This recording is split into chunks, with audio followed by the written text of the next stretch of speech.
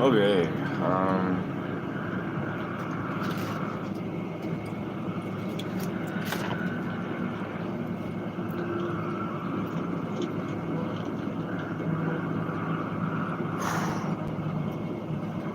as always, I'm not exactly chatty right this second, but I will be soon. Once I first wake up, it's like, it's disorienting, but once I get going, I get going, so.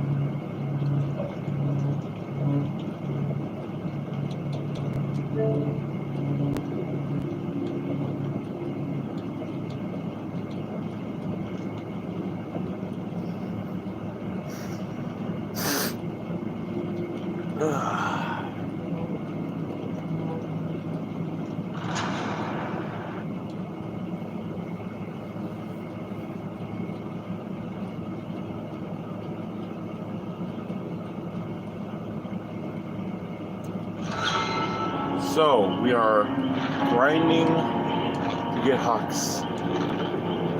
This is the road to Hux, or road to P100, because I'm also trying to get James to P100.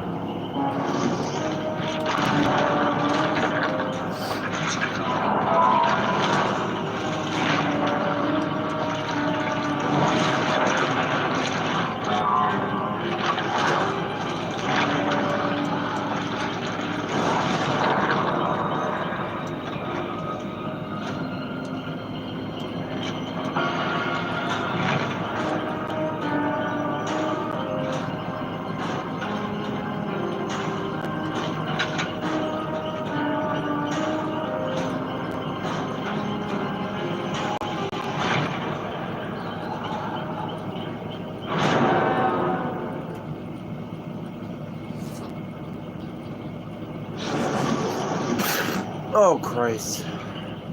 Yeah.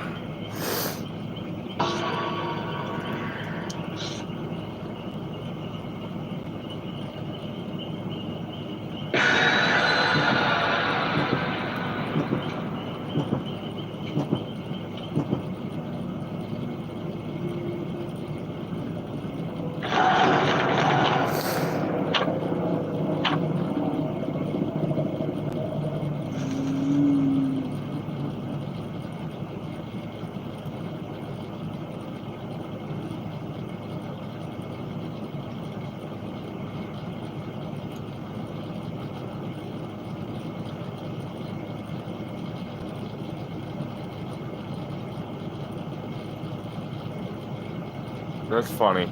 My eyesight's not the greatest. So every time I look at the phone, I look at the numbers.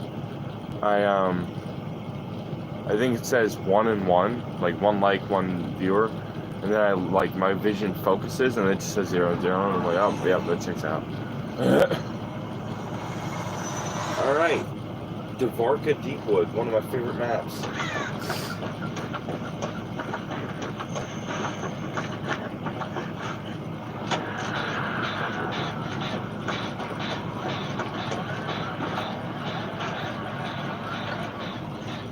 Billy. I'm assuming it's Billy at least, because Billy's more common than Bubba. Why would you even call him Bubba? That's not even his name.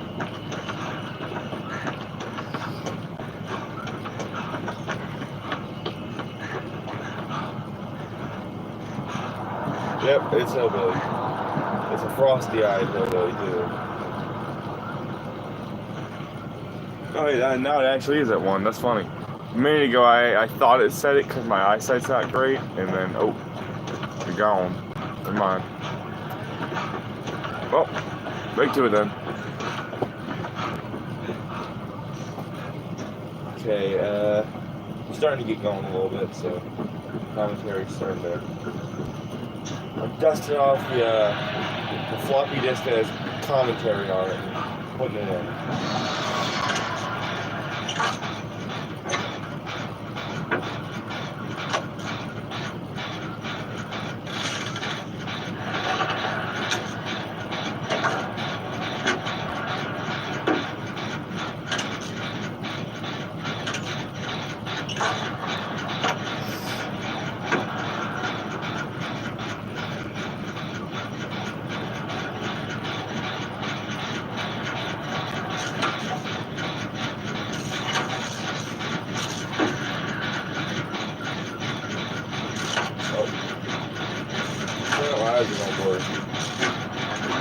There we go.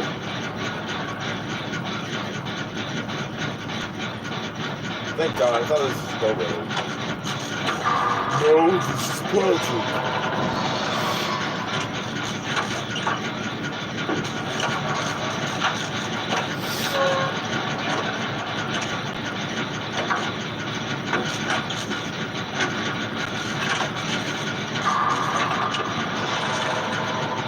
Should be an easy out since it looks like a baby dog. Because he's using frosty eyes. No one who's good at the game uses frosty eyes. No offense. But nobody uses frosty eyes and is good at the game. Those things are like mutually exclusive. These do not go together.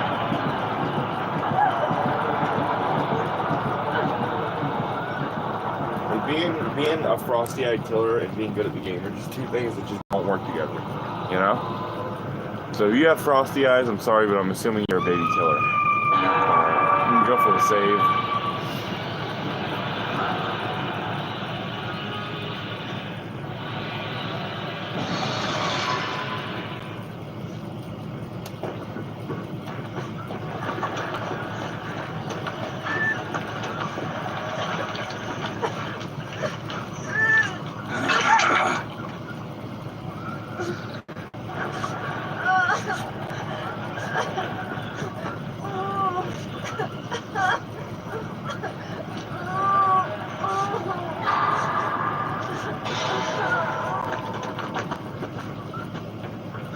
Brother, you gotta commit to that chainsaw eventually.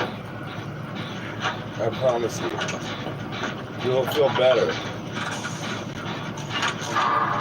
You'll get more down. Right now, just revving the damn thing is not really getting you too far, so you should commit to it. I promise it'll be fun.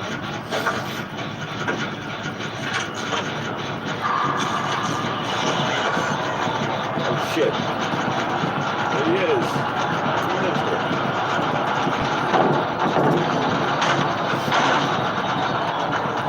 Distance. First, gonna start running up the train. Missed. Crouch stack. We lost him. Crouch stack.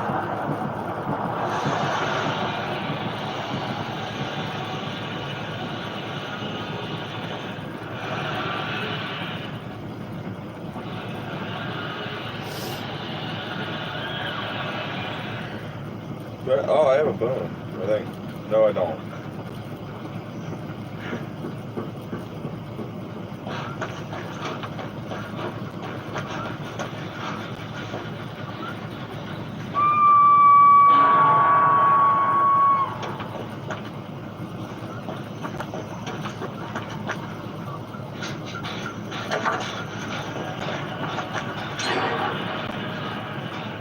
Never mind.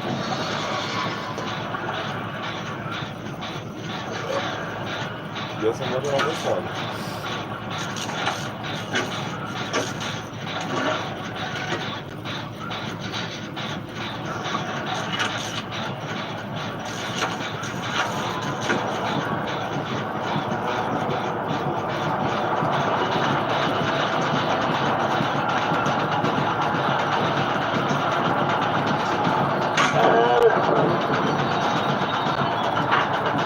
try to crouch check over here. I can't.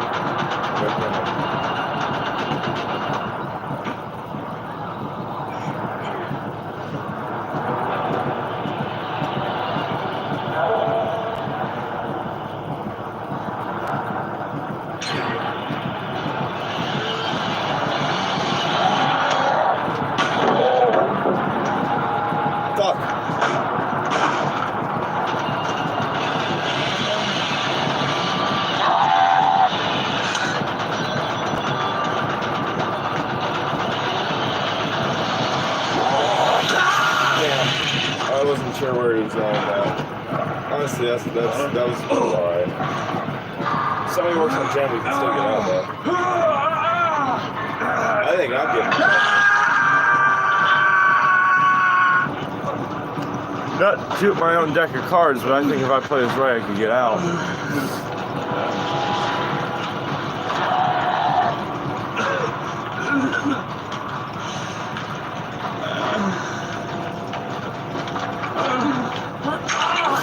Oh. Okay, thank you.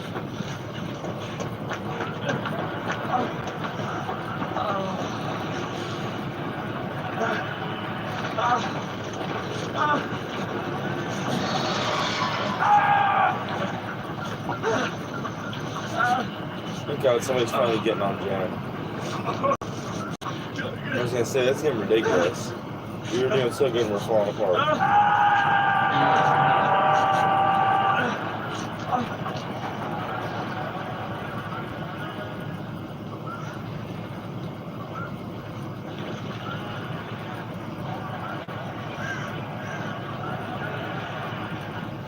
None of that is necessary. All that teabagging and shit. Oh. Where is he?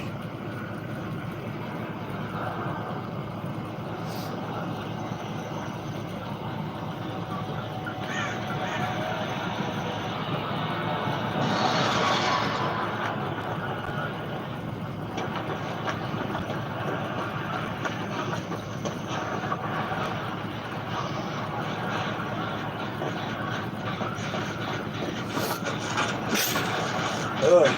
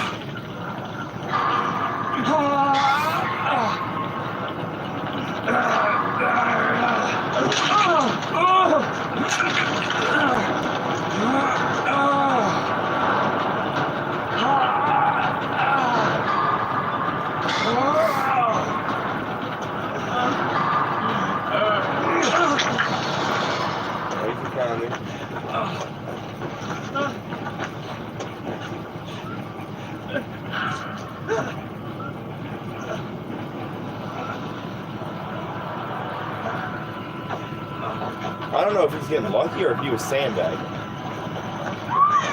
It seems like he might have been sandbagging.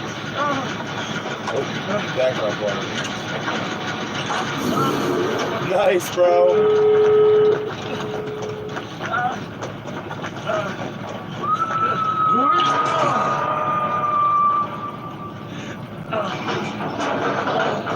Why don't you want to bet he chainsaws over here? There's no way he's falling for that. Damn it! Damn it! Dead hook too. Shit. He's gonna morning me.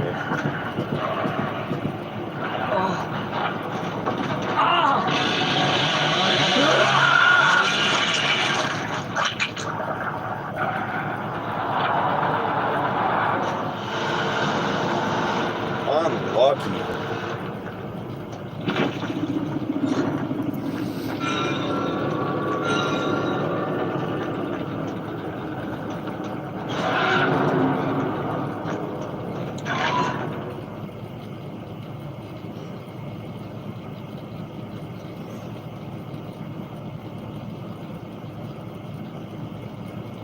we're working towards Hux right now. I'm not sure if you're going to be staying long because usually people who pop in and out of the stream, it usually is like that. So I don't know if you're okay. Never mind. All right.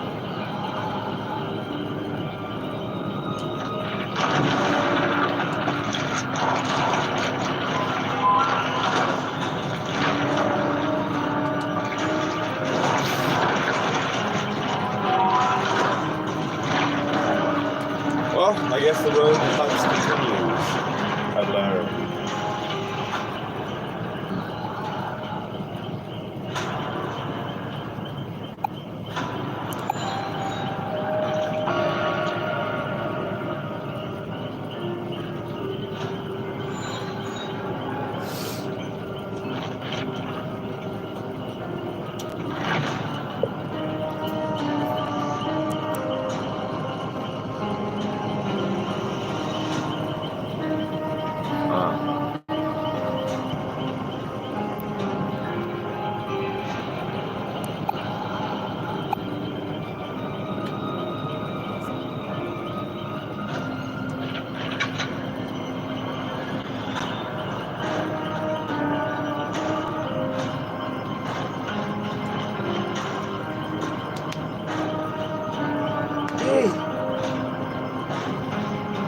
Oh, Frank.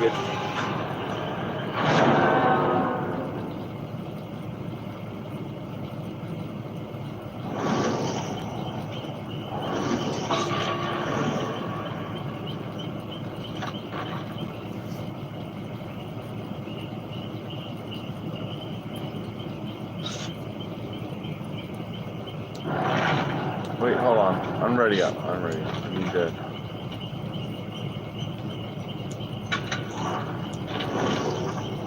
Yeah. I love doing that. It's like 2 Resi survivors means we're gonna make it 3. We'll play Claire.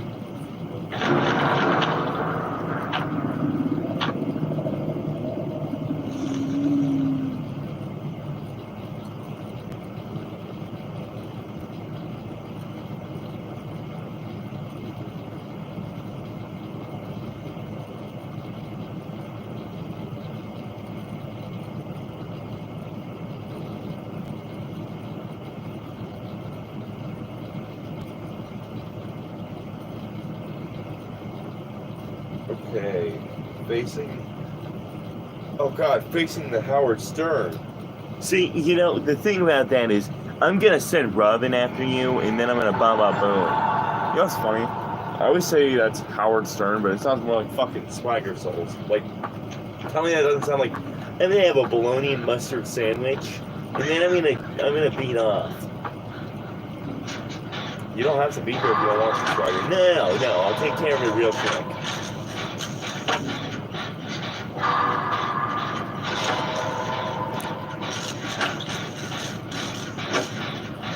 Oh no, it's Ghosty.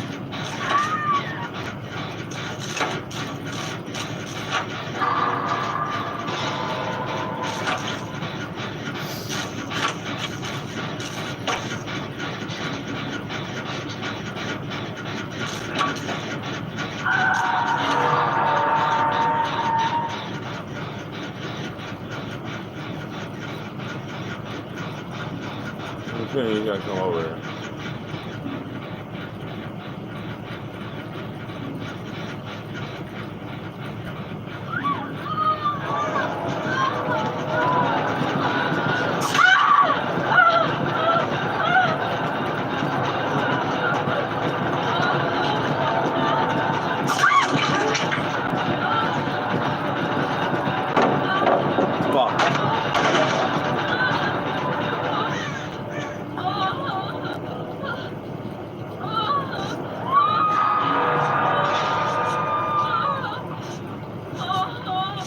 Oh God! I didn't have any time to fucking dodge under there.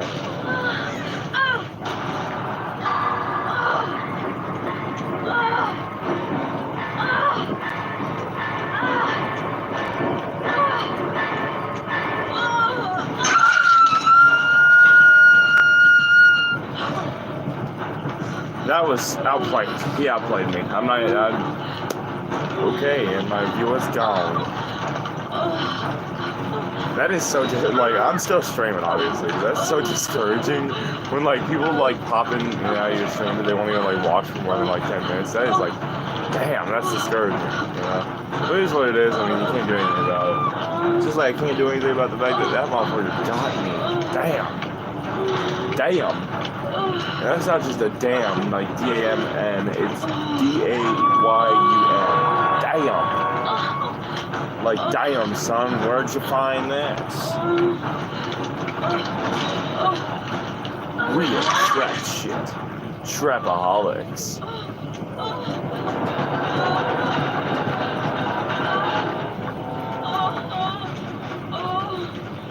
He's kind of banking on him hitting me. Damn, he is fucking stalking us.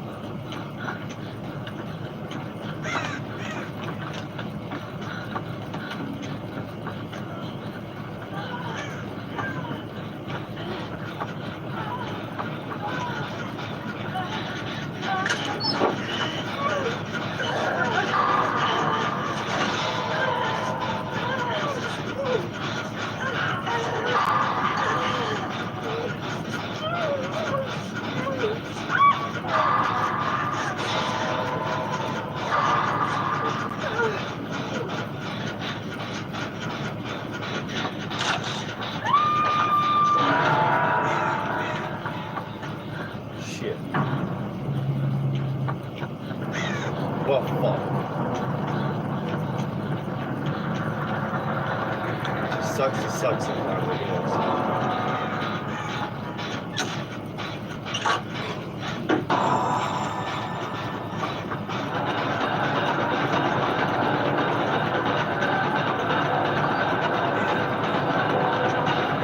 Oh shit, damn it, he fucking outplayed me. Damn, that was a good mind game.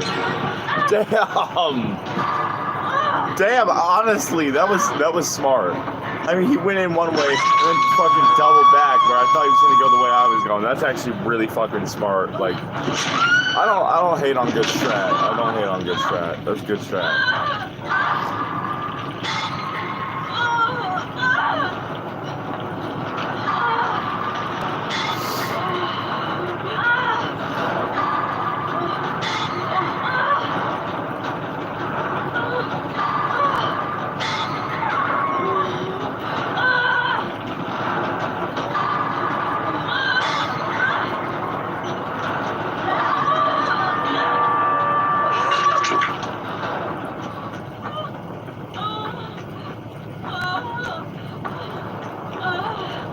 Oh, okay. He's not gonna hit me.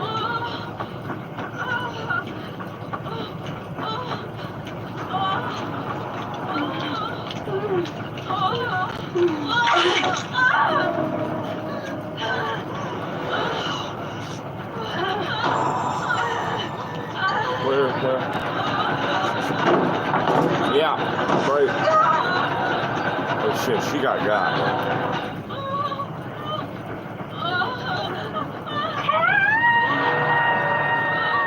Oh god damn it! Come on! This is, you know what? First couple games are never that great, so whatever.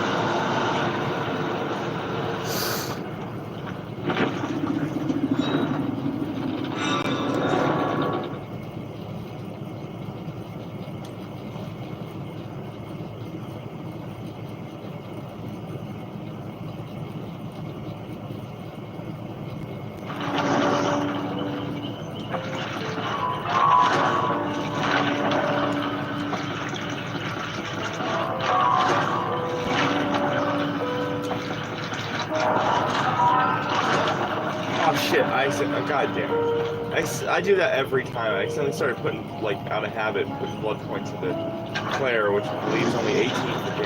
Damn. God, I'm so fucking stupid. I'll be honest with you though, I know I already said this, but like, that's really discouraging when people just like pop in the screen for like 5 seconds and then leave. It's like, I start talking, trying to be nice, make conversation, and just, oh, they're gone. Didn't even get a chance to say anything. They're just gone. Like, that is very discouraging. It's like, damn, I might as well just not say nothing then. Because I'm just gonna get cut off by, like, I don't mind talking, because, like, talking to a camera, because it's gonna go up as a VOD later, so it's like, people will watch it back, and it's basically just like filming a YouTube video, just really long. But when people pop in and out, it's just like, damn, that is discouraging, because it's like, damn, people really don't like what I'm doing. Unless, hold on, is it even, yep, mic's on, everything like that.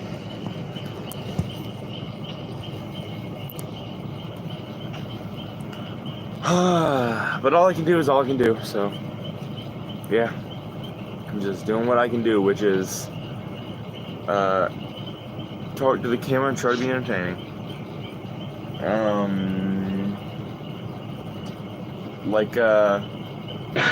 Let's talk about things I have probably in the works, right? So I thought of, last night I thought of, there's a song that I keep seeing on TikTok. And the lyrical contents of the song, I actually listened to it. It's actually very good.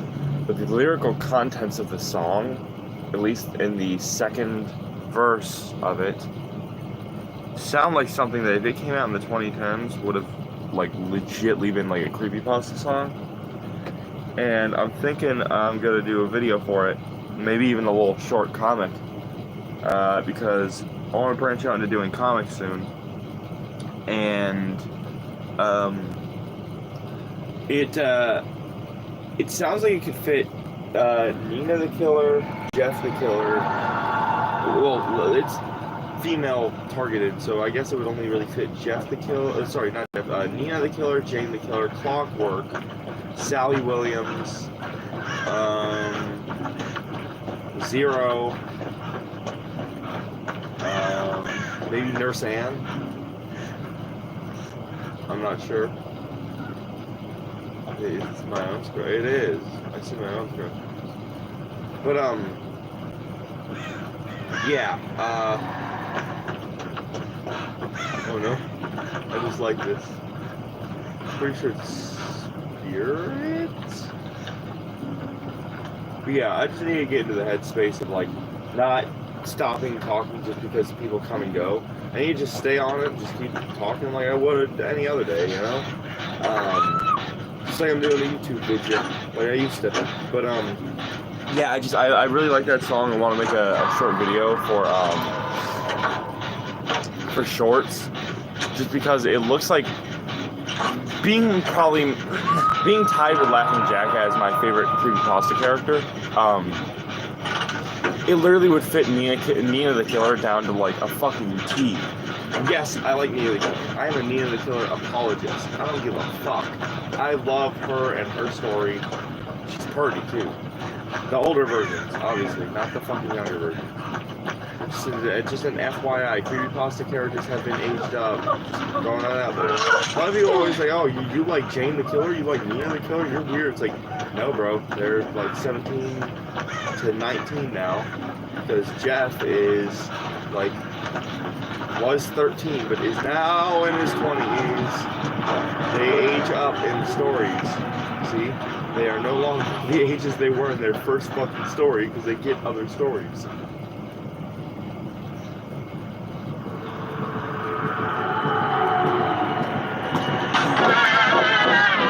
Nina's like 17 to 19 in most of the stories, so, yeah.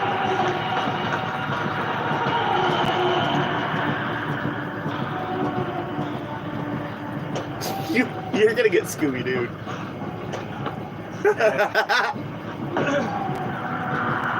Get Scooby-Dooed, bitch!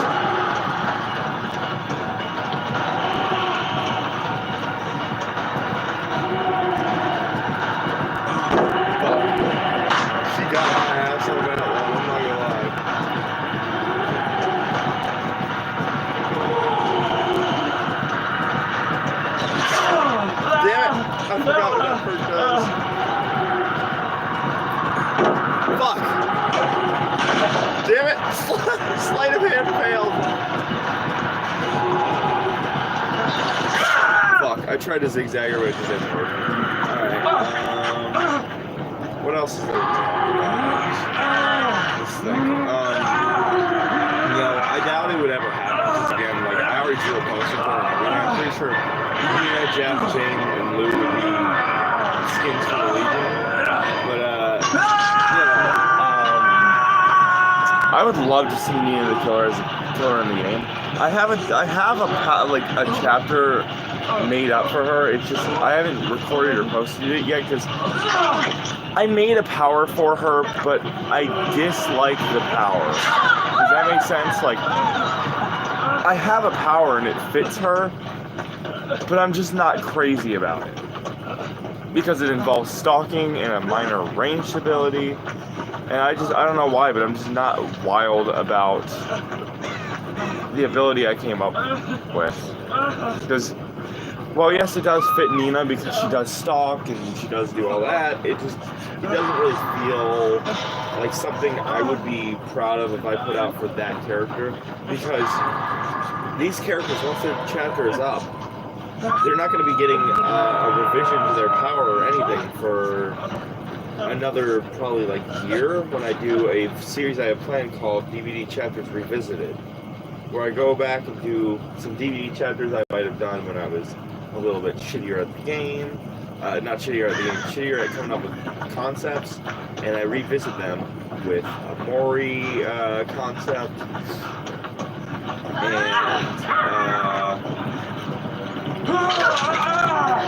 and other things I can't think of.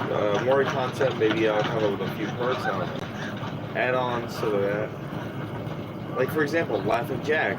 Laughing Jack is one of my favorite creepypasta characters, but he didn't get a power because at the time I was bad at coming up with powers. I don't know how the hell I managed to talk for 6 minutes each video back then when I didn't even have a fucking power. It's like, what the fuck was I talking about for so goddamn long? But nonetheless, I want to come up with a power from Nina that I can be happy with, because until I eventually do DVD Chapters Revisited, she's not getting a revision for her power, so yeah, stable, I'm going to heal you. So I want to make something I can be proud of now, and what I came up with I'm just not proud of. I feel like it would be great on somebody like Jeff, because Jeff makes more sense. But Nina, it just doesn't feel right for her character, so I'm not quite sure. Like, I need to focus more on range, but the thing with characters like Nina, Jeff, Jane, all them is, like, at least for Nina, her power, I feel, would be very stabby, you know? It's hard to do that without making her feel like the goddamn Legion, you know? Because her power would be very quick, very stabby, very, you know, brutal. Fuck, I was trying to take it.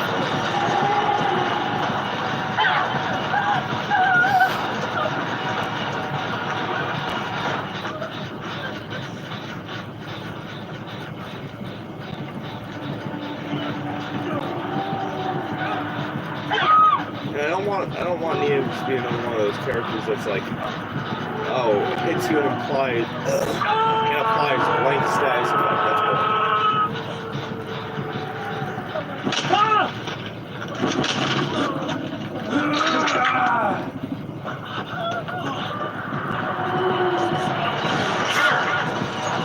Oh shit! Damn it! I got stuck. This map fucking sucks. I'm sorry, but I hate close quarters. Damn it! I can't do much strategy on some maps in this map. I'm trying to zigzag to make her fucking debate out a hit, which usually works like fucking 5 or 6 times. But on maps that are like don't really have a whole lot of room to run or have a lot of obstacles, that doesn't really work. Whereas Office National Lab and shit like that. I know damn well there's nothing in the chat, but I'm still checking it anyway. Yeah.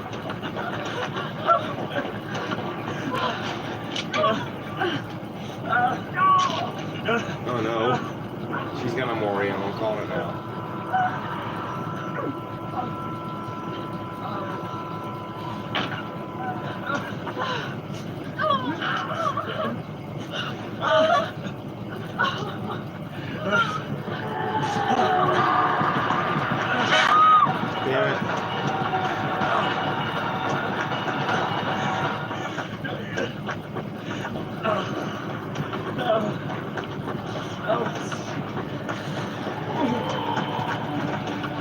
Fuck, god damn it. See, there's just so much shit to get stuck on.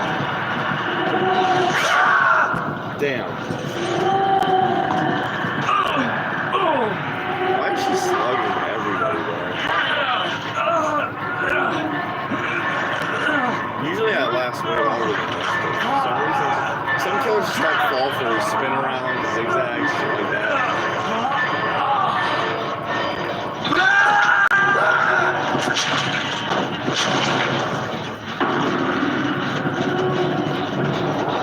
That was rough, bro. That was fucking rough.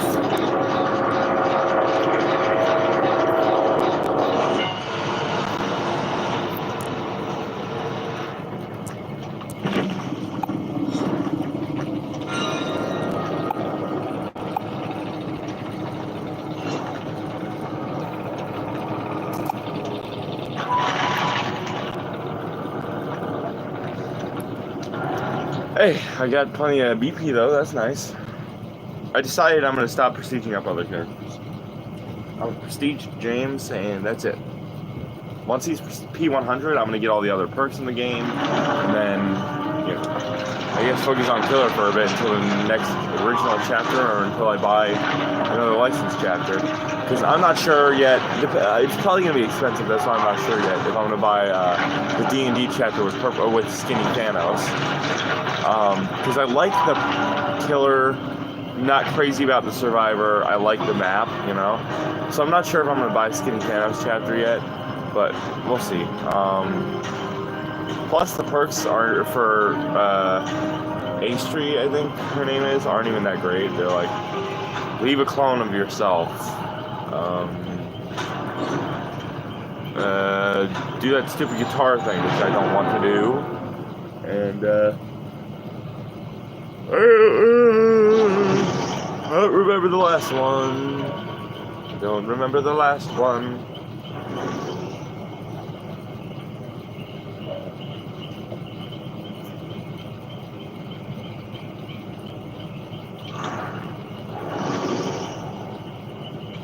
Oh, it's Gabe, but it says Nicolas Cage. Hey, Gabe looks like Nicolas Cage to me.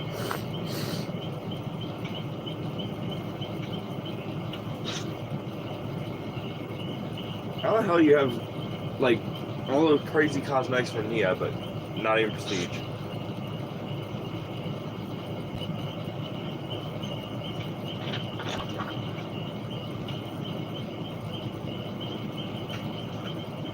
So close to iridescent.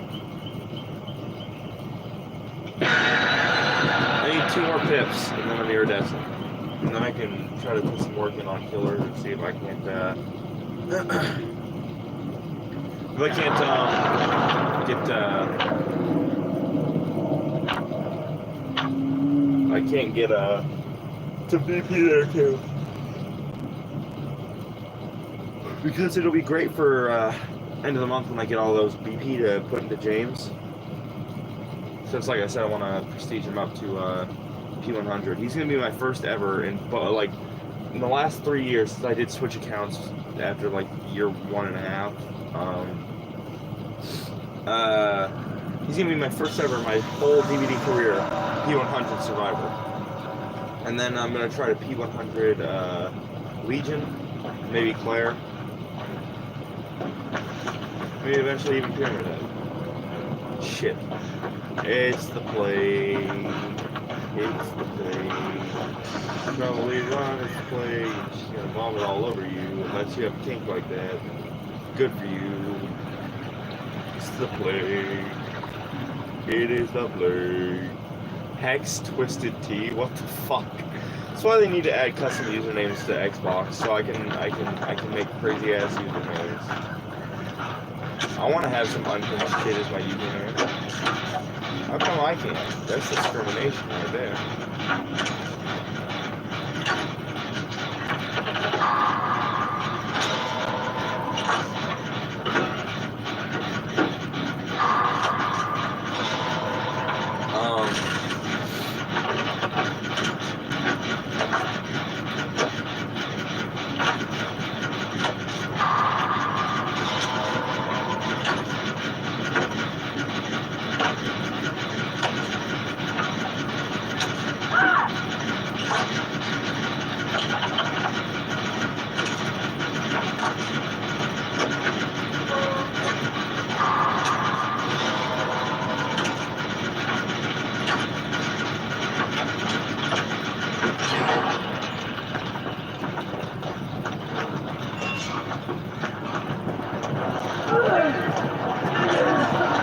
shit! I was running right to her. Whoops.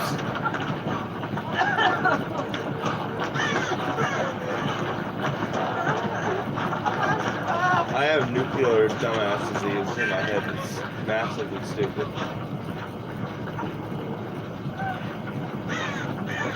I'm not here. I'm a bush. Blend into the bush. I think, therefore I am.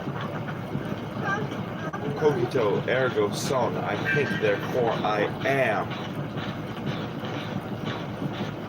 Yes, I've been seeing all those videos online.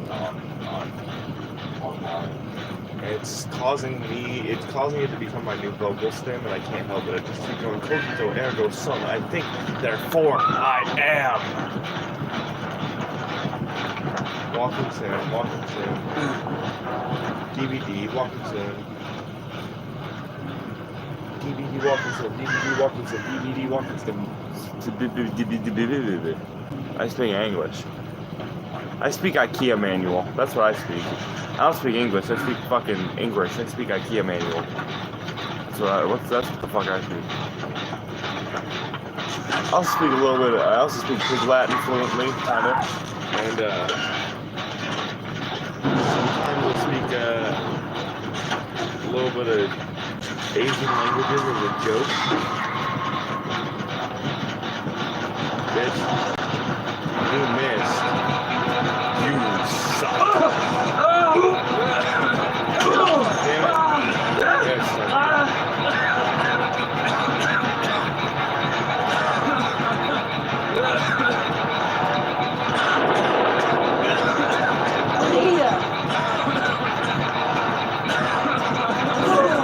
Baited a swing.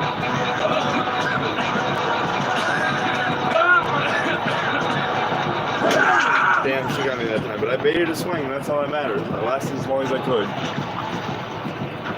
It's the thing. And I as a DVD content creator, I'm gonna say this right now for anybody who's watching this in the past, present, or future. I guess you can't watch this in the past, but well, I guess you can, because if you're watching this as the day the video goes up, and then it's up for another day, technically you have watched it in the past.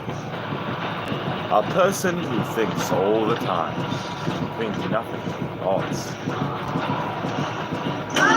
Right? But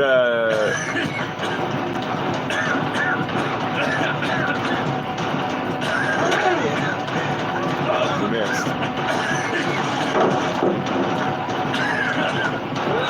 Oh shit! I didn't know she was gonna go around. But anyway, like I was saying, as a DVD content creator, I'm saying this for anybody who may watch it at any given time. Okay?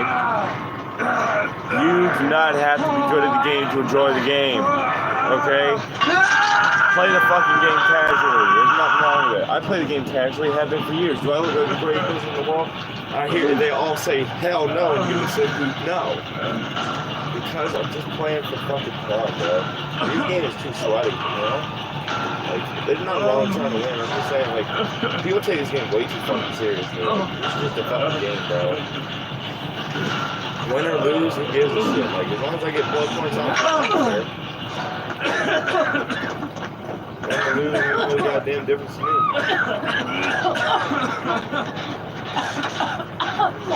I'm not gonna I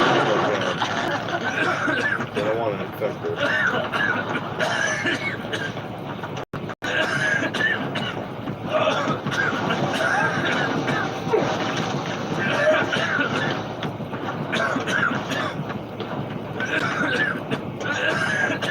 So yeah, the point is, people take this thing way too seriously, just play, just chill, like, there's nothing wrong with playing casually, and I know everybody online will tell you otherwise, but playing casually is a beautiful thing, because you're chilling, you're having a good time, there's nothing wrong with that, having fun, it's not a crime. Hey, you're saying,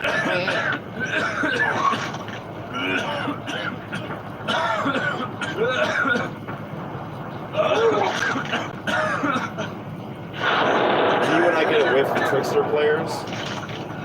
Y'all style. Trickster style. Live reaction of Trickster.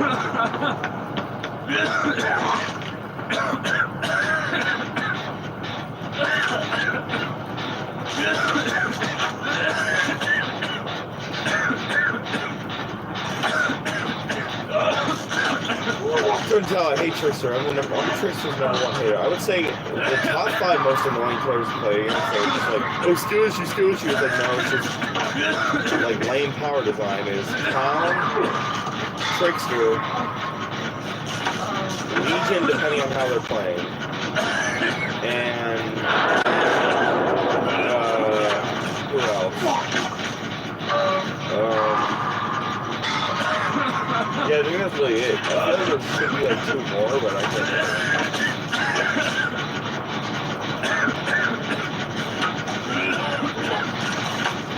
Oh, Nurse. Nurse is another one because Nurse and I are good or bad, no in between. Good Nurse are annoying, bad Nurse is just like I can dodge the bullets.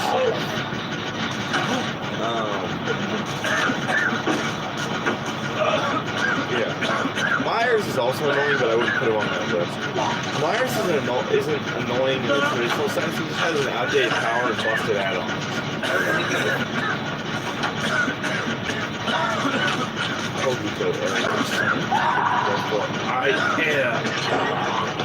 I love it. I love sci-fi and AI horror. That's why I'm saving up for Hux right now.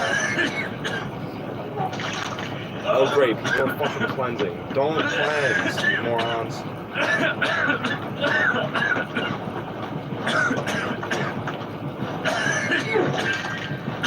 wonder if just touching this affects it. Nope. It's a vulture.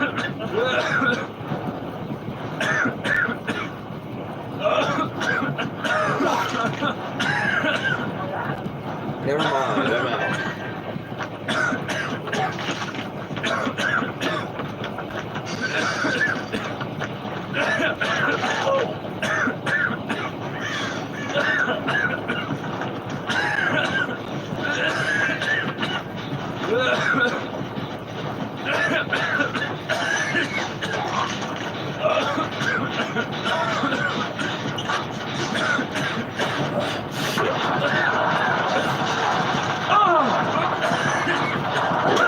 Damn it.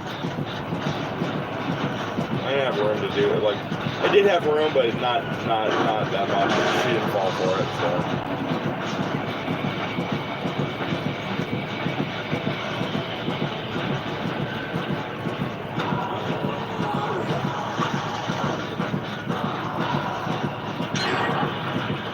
Oh right, I don't have flip flop. We used to have a flip flop.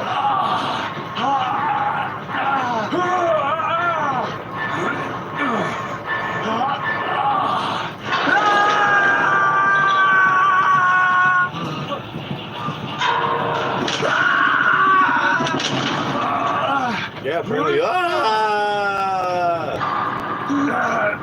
Next side with him. Painkiller Survivor, please. Come soon. We need it. We need Painkiller Survivor.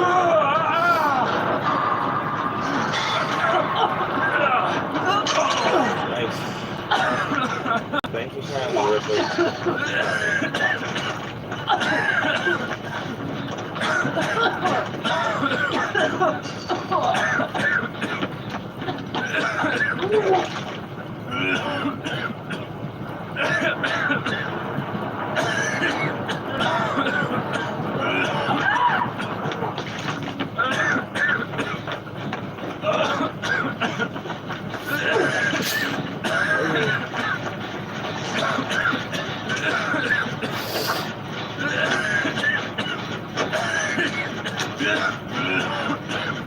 Why is it peasant? I don't know why I randomly stopped fucking preparing, but alright.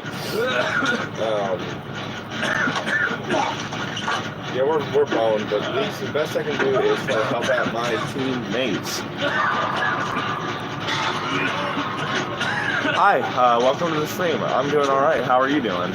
Sorry I didn't see your thing. People have been popping in and out of the stream since I started, so I thought it was going to be another one of those, like, watch for 5 seconds and then leave. Sorry I did not stream yesterday. Shit. I was grinding for Eerie Shards, and today I'm getting the rest of them.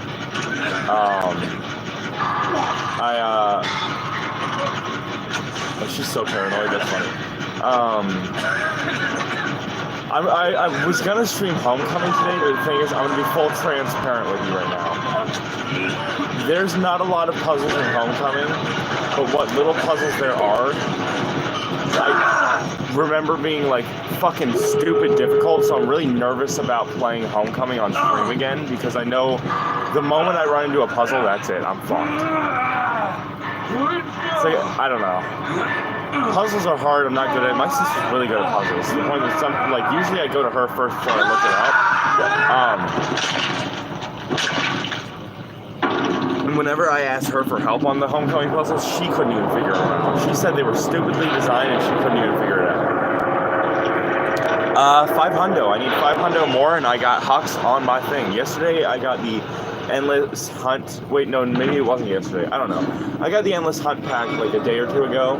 And I thought it came with Hux and Gabe. So I was like, alright, let me go ahead and get Sable and Unknown, since it's the closest thing we have to a creepypasta chapter, and I'd love to get that. And I get on the game and I'm like, alright, let me try out Singularity real quick. Come to find out Singularity's not included in the Endless Hunt pack. So, anyway, what you been up to? How's your day been? Unless you're not comfortable with Sharon, of course, and they don't. Just making conversation.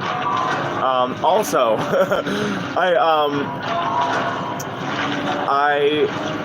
I'm sorry if my, response to your comment on the Marble Hornets video was underwhelming. Much like the video itself, I'm really not proud of that video now, and I should have just waited to make it, but I didn't, because I wanted to get it out. I didn't. My response might have been underwhelming. It was like I ended up waking. I woke up and I was talking to a friend because he's in a really bad situation. We're arranging it for him to get over here so he can, he doesn't have to be fucking homeless. So I was like, my mind was in a bunch of different places at once. So yeah, I'm sorry if the video was underwhelming or my response was.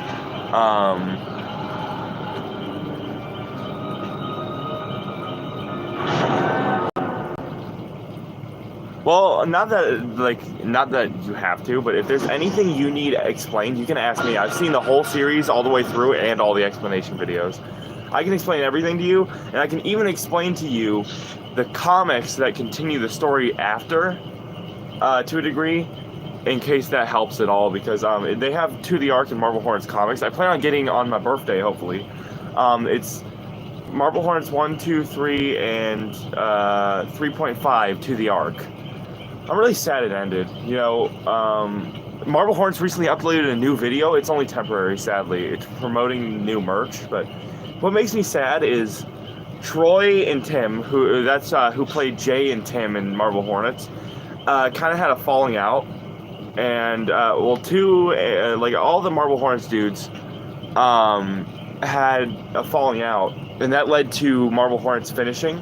Originally, there was going to be more Marble Hornets, like another season, but they stopped doing Tim Has the Camera on Marble Hornets stuff because Troy, who played Jay, kind of did a really shitty thing, and that makes me sad because it's like we got fucked out of more content. Plus, they were making another horror series on YouTube called Clear Lakes 44 and Activa. They were kind of like a To the Ark Marble Hornets combined story thing. So there was Activa channel, and then there was Clear Lakes 44. I have not seen either of them yet, but it sucks because that series got cut short and it was really cool.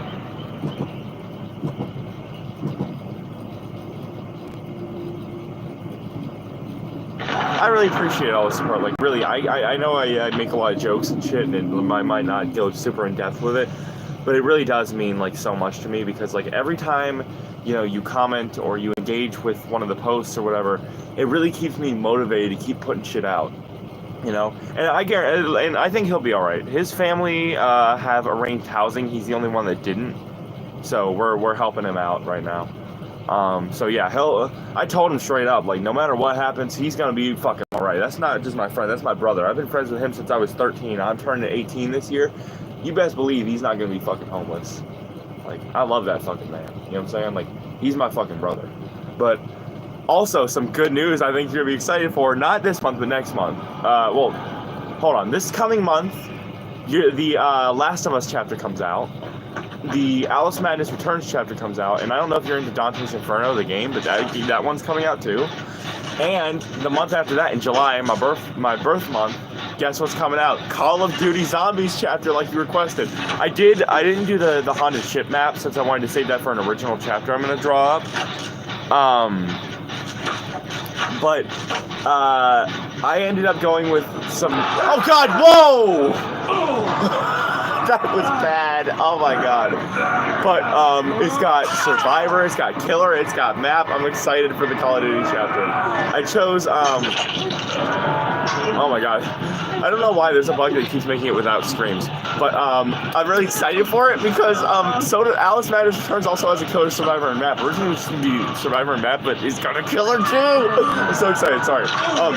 But the thing that's cool about the COD Zombies chapter is it's going to be our first ever map in Germany. We're getting a map from Germany in Call of Duty Cold War. So I will be completely transparent here, right? The Survivor is from Chronicles, I believe it was called. The Killer is from Cold War and Chronicles, and the map is from Cold War.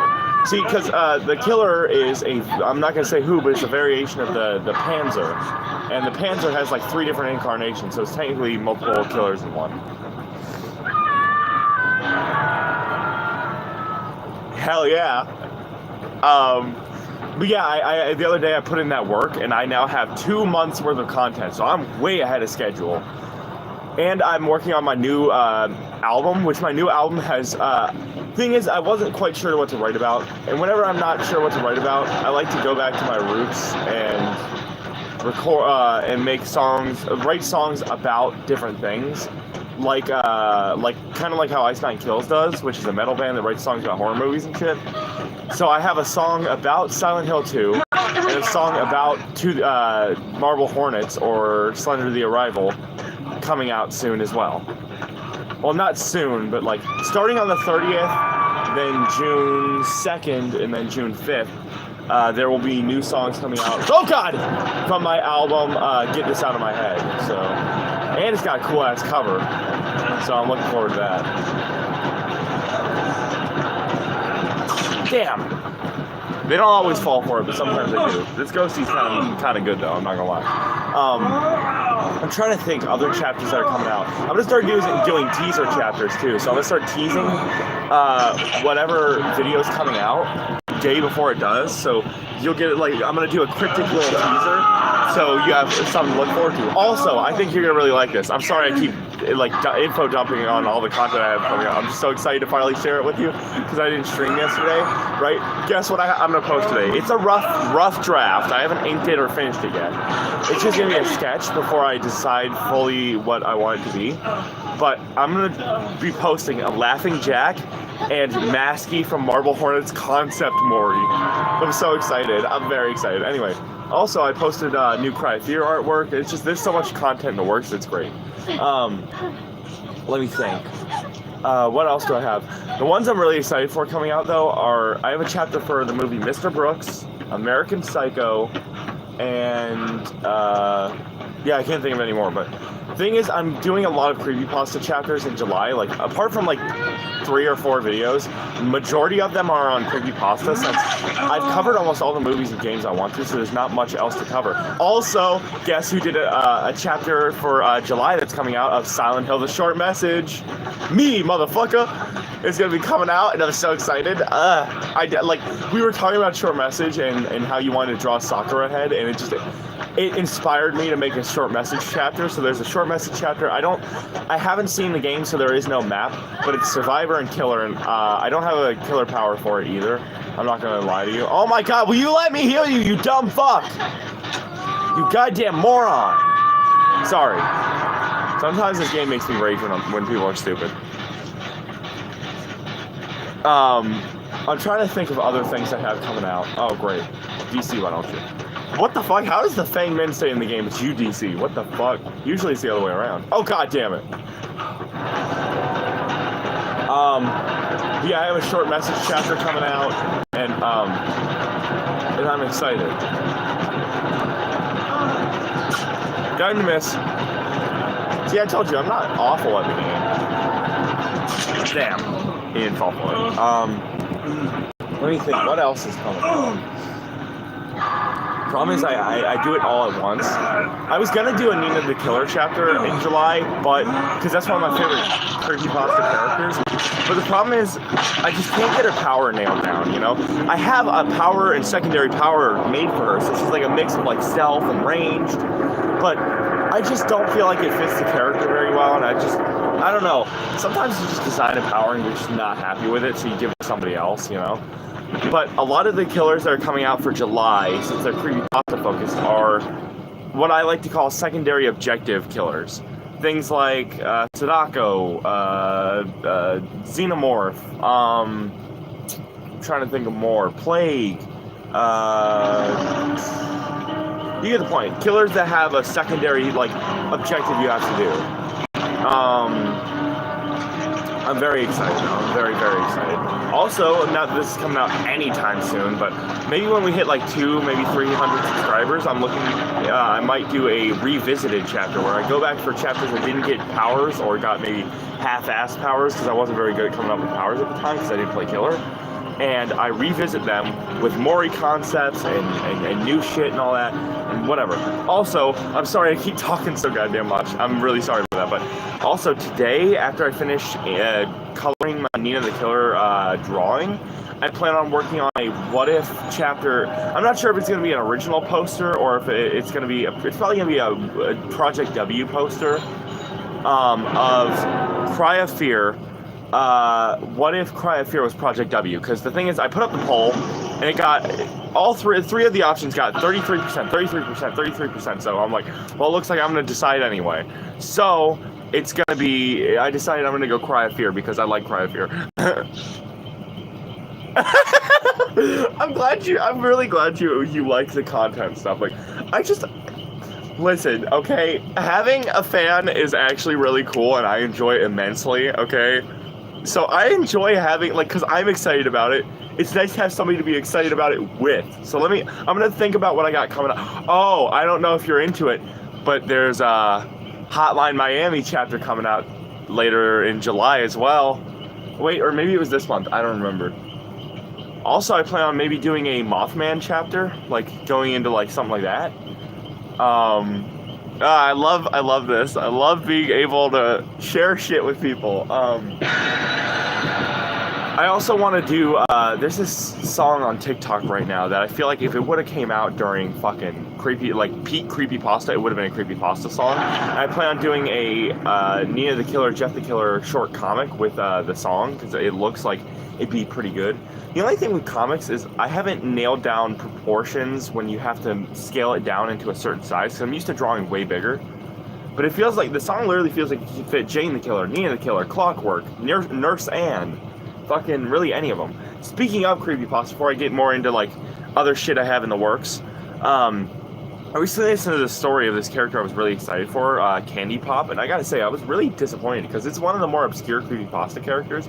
I gotta say, it was kind of like meh. Like, because it's like a pink and purple and white and magenta, and it's got like really cute, like pastel-ish colors. So I love pastel colors. It's like really, like, I would describe it as cotton candy colors. And I was really excited, right? I thought it was a female character, which there's not enough female creepypasta characters. It had this really bright, fun, colorful outfit that is unlike most creepypasta characters. And it looked like it was going to have a unique backstory, right? I listened to the story, and it's basically just Laughing Jack, but boring. Like, literally, first off, it's not a girl, it's a guy. Second off, Candy Pop is a jester. Third all, Candy Pop literally is just like, has no explanation for its power, and he's literally just like, it turns out at the end, spoiler alert, in case you don't want to hear this, you know, you can just la la la la la, I can't hear you. Turns out the whole time it was just like a demon or something. I don't know. I was confused by the story, and I was not. It's like, literally, you just gave an explanation for your killer and made it really boring. Not only is it already basically just Laughing Jack, just more boring, but you also threw everything that made it interesting away with a hand wave of, oh, it's actually a demon. It's like, wow. any interest I might have just had in your original character, I now do not give a fuck. Like, I want to like Candy Pop, but somebody really needs to rewrite Candy Pop's story, because Candy Pop's story is so uninspired and boring, you know? And it sucks because Candy Pop's design is fucking tight, yo. Candy Pop has one of the coolest designs in all of creepypasta, but it was ruined by a half-assed, like, fucking half-cocked story. But also, not that it's coming out, because it's not even made yet. It's still in the writing phase of coming up with the power and shit, because I haven't played the game yet. But I also have plans for a Manhunt chapter. I'm not sure if you are familiar with or give a fuck about the game Manhunt, but I was inspired because, god damn it. I was inspired because I saw this video where instead of the killers Maurying James Earl Cash, he Mauryed them. And it was so fucking funny. Like, he cut Susie from the Legion's head off with a fucking Johnnie Jigsaw. And he looks at the camera and flips it off. And the announcer goes, James Earl Cash, everyone. And it's just great. Like, he slit fucking Joey's throat and then proceeded to stab him like 50 times. And then he goes, James Cutthroat Cash. And it made me excited. Like, if he got a narrator like Naughty Bear did, it'd be awesome.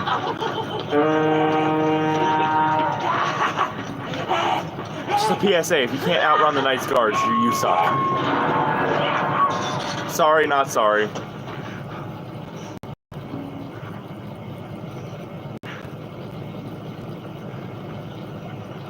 Well, it's actually a really simple concept, and I think it would fit DVD really well. It's not an outright horror game, but it has horror elements. Basically, in a nutshell, you're playing as James, or in the first one at least. I want to get the game, but I haven't yet. In a nutshell, you're playing as James Earl Cash. James Earl Cash is a convicted criminal, and I don't know if it's for his freedom or just for fun, but he's taken out of jail and he's put in in a snuff film, which I'm sure you already know, but for people who don't know, a snuff film is basically where people pay money to see somebody get killed on camera, right? And he's put into a snuff film where you get more points for the more brutally you sneak up and kill people.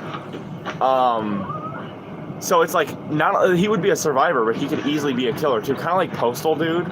Postal Dude could easily be a killer or survivor. Same with James Earl Cash. So, and basically the whole, like, you can pick from any of the characters to find a killer, but the one I'm looking towards is the Piggy Man. The Piggy Man is a dude who has the body of a pig, right? And it's really cool. But yeah, it's like, the game's really cool because you can do shit like strangle somebody with a plastic bag, cut their head off with a Johnnie Jigsaw, fucking stab them to death with a broken bottle. It's just like, anything you can get your hands on to kill him, you should do, because you're trying to complete the scene, quote unquote. And he even would have an announcer, because like he has an announcer that, because it's a snuff film, over the PA system in the area, they'll constantly say shit like, let's get on with it, Cash, like, to kill people. And it's like, oh, James Cutthroat Cash. And it's like, oh, that's the stuff. You, shit like that. And they'll say, like, you, my boy, have magic, James Cash. Like, he'll talk about murder like it's an art form or something. And that's what I really like about the Manhunt series. So I think it would be really cool to get in the game. And, yeah. I'm gonna try to rack my brain real quick though. I'm trying to think of other chapters I have out coming for June, so I can continue to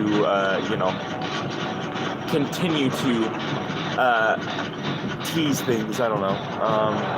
Oh yeah, Hoodie and Masky are both getting. Masky's hasn't been filmed yet, but Hoodie's getting his own unique chapter concept in June. With his own power and everything. Since when I recorded the chapter for Marble Hornets that came out the other day, it was when I was very early in the series and I didn't know shit about either of the characters. Like, it was before Hoodie or Masky showed up.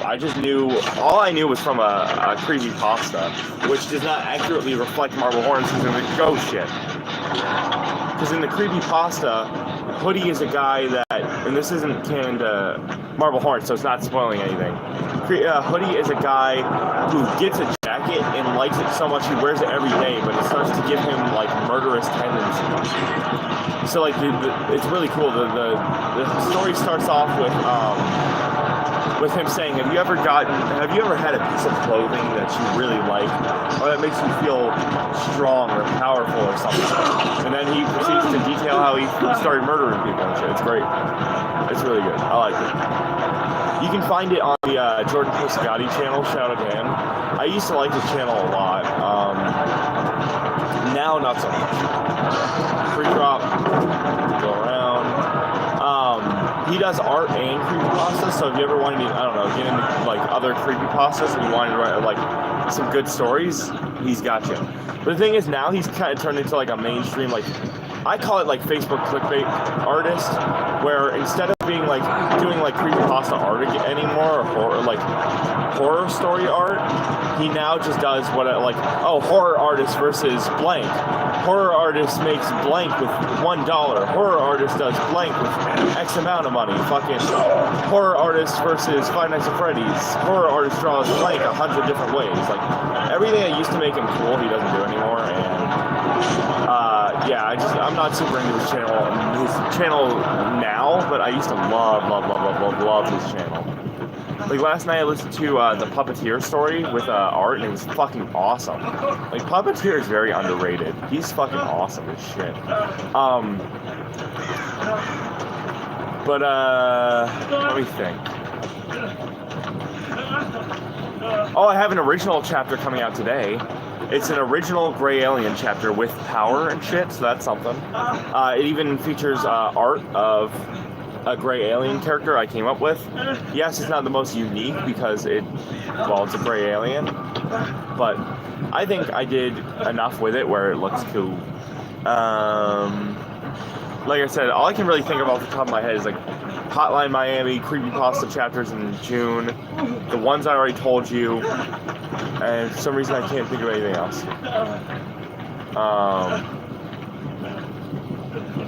Oh, yes!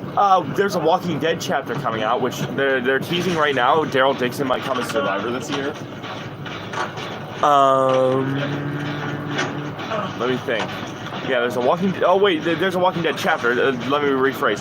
Daryl Dixon is going to be probably coming this year as a Survivor, but the one I did is a full-on chapter, like map, Survivor, Killer, the whole lot of them. So yeah, zombie content, I don't do a lot of that.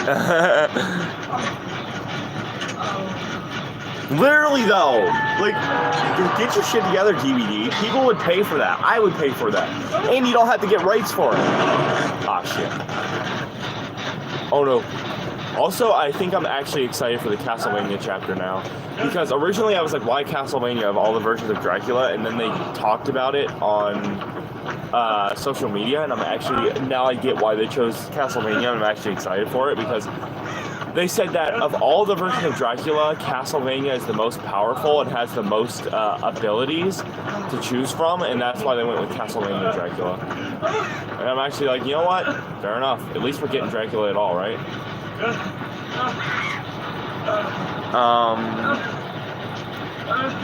Yeah, I can't think of any more chapters. I'm sorry.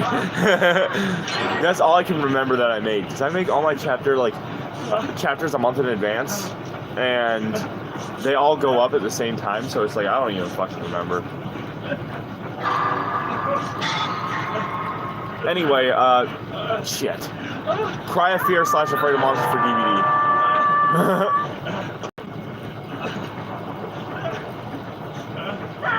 Also, I thought about doing this comic one of these days. I'm not sure if people would even want to see it, but I think it'd be funny where there were like Sophie and Simon are working on a generator, and what if they got into the game, right? Simon blows it, and he says the thing I was talking about the other day where he's like, I stopped myself from doing it, right? And then after he blows it, Sophie stands up, looks at him, and shakes her head at him like survivors will do. Like, say you blew the gen, I would look over and go, like, I don't know, I think it'd be funny. I'm not sure if people would even want to, like, give a fuck, but, like, I think it'd be funny. The other thing is, I want to start doing, like, every once in a while, do, like, comedic, like, comics that are, like, horror memes. Because the thing is, I'm a comic creator. That's why I started doing art, you know? So I would love to start doing, like, comics and stuff on here. By the way, your Saw Runner drawing today was incredible. I thought the mask came out really bad, and of all the thing is, usually I'm very how do I put this? Usually I'm very Usually I'm very forgiving of things that don't that look not like they do in the video games because it's my art style, you know. But artists are always gonna criticize their own shit. I'm my own biggest critic, you know. Wow, nice tunneling, bro. I try not to camp or tunnel this night. Difficulty impossible. Anyhow, but I thought that I thought of all the things I've drawn, he just doesn't look great in my art style. But to hear you say that he came out good, I appreciate that. I'm glad that you think so. Because I thought the mask was really just, in my art style, just a little wonky, and I thought the colors didn't match up right. I think maybe I should have just gave dark brown, because I don't think I matched the colors right. I was too worried about blending and shit, like shading colors, that it came out kind of meh. Because I don't really know a lot about shading. That's the thing, is I don't think I'll ever know much about shading, shadowing, shit like that. Because there's some things when I learn things that my brain just doesn't work. Like, for example, when I learned guitar, I know chord shapes, but I don't know chord names. That's never going to click with me. It's never going to work. I'm never going to understand that. My brain just doesn't work in a way that makes that, feasible. Same with shading and proper art technique. Is a lot of it just doesn't click with me, and it probably never will. So my art's always going to be a very basic art style. So the most I know about shading is dark colors on the outside, light colors on the inside. You go lightest to dark when you're shading, shit like that, right? Very basic shadows. So I thought that it was in my art style and the way I draw in my very basic style, that it came out kind of meh. And that's why I'm surprised people even pay attention to my art. One of my art pieces of Hoodie from Marble Hornets got 20 likes, and I was surprised that people even pay attention to my art, because I have a very, very basic art style. Not that I think that's a bad thing. I think there's nothing wrong with having a basic art style. I'm just saying, of all the people who draw characters like that, there's way better art you can find out there that isn't what I'm putting out, you know? You could find so many different pieces of art of these characters that's way better and looks one-to-one to the character. So I'm surprised people even look at it. But then again, I guess a lot of it is at least the digital art that looks one-to-one to the characters, probably because it's traced. I don't trace, obviously.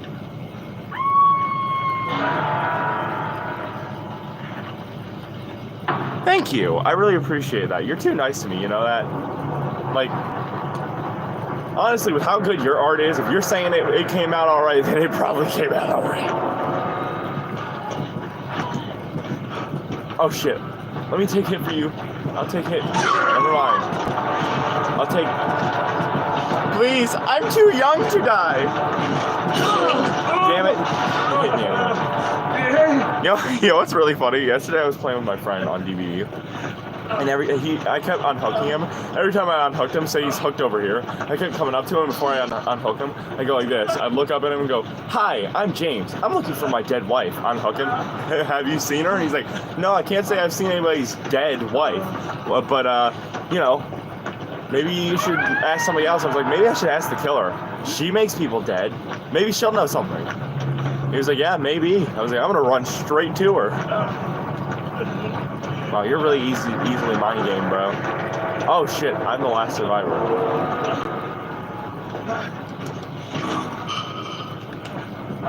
Okay, thank God.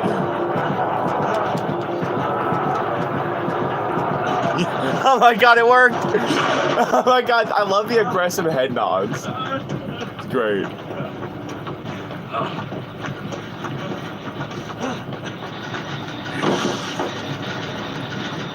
I love that it worked. I've seen Bird Lady 12 times the other day, and I tamed her every time. How cool is that? I can't believe it actually worked.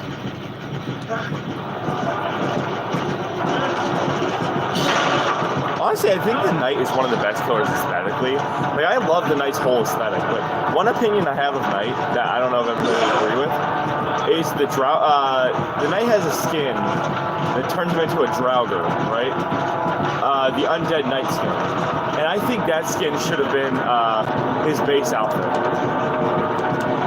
I think that Knight would have been a lot cooler or scarier if he was a Draugr, like straight up.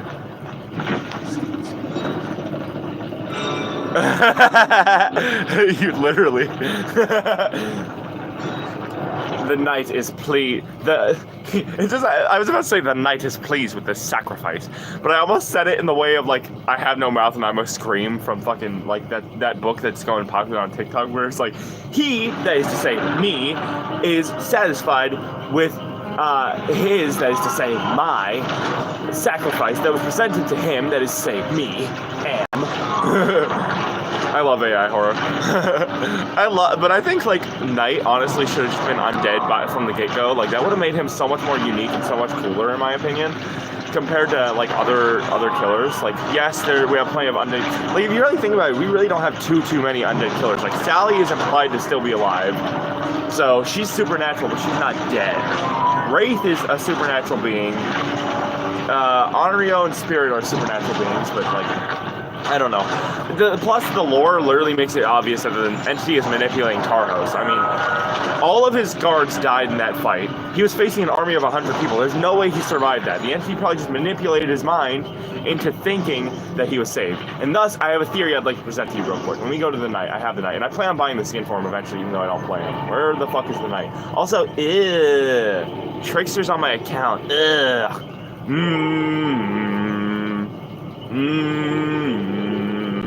Anyway, let's go to customizations.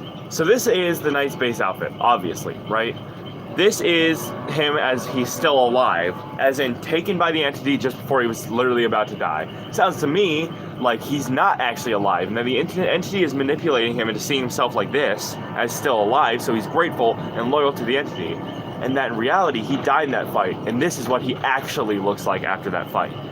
My headcanon is this is the canon Knight look, and this one is just manipulation from the entity. Because there's no way Tarhos is still alive after that fight. So yeah, in my opinion, this should have been Knight's base outfit. It's unique, it's cool, and it fits his character, and it would have made a fucking way more unique killer than base Knight. And it's my headcanon that this is the Knight's canon look. So yeah, that's a little headcanon from me to you. Also, just wanted to throw this out here. Look how fucking cool his alt outfits are, bro. They're literally so much better. Like honestly, I think his base outfit is fine, but it like, hold on. Just take this outfit off. His base outfit is fine. It's just the head that's dumb. So if you just take that off and put this on, it looks so much better. Like, literally. Also, I have this for some reason. Anyhow, point is, that's my headcanon. Let me know what you think of it, or don't. I don't care. But yeah. I think it would have been cooler if he was just a Draugr straight off the bat. But I'm about to level up again. Yippee!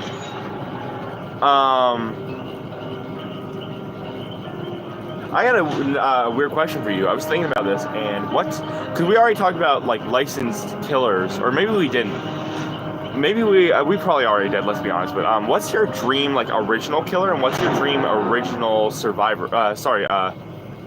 Well, I get. What's your dream original killer, and what's your dream licensed killer? Since I know you said you're a killer main, like for me, I would go survivor. My dream survivor is obviously Simon from Cry of Fear. Or Alex Shepard from Silent Hill Homecoming. Also, the other day you said something on the Homecoming stream that made me fucking die of laughter. I was laughing about it all stream. When you said you think Alex Shepard is pretty cool and all that, and it's like Silent Hill, like everything you liked about Silent Hill 3, just without the pretty protagonist. And that made me laugh. I like that. That's what I like about you the most, is that you're fucking funny.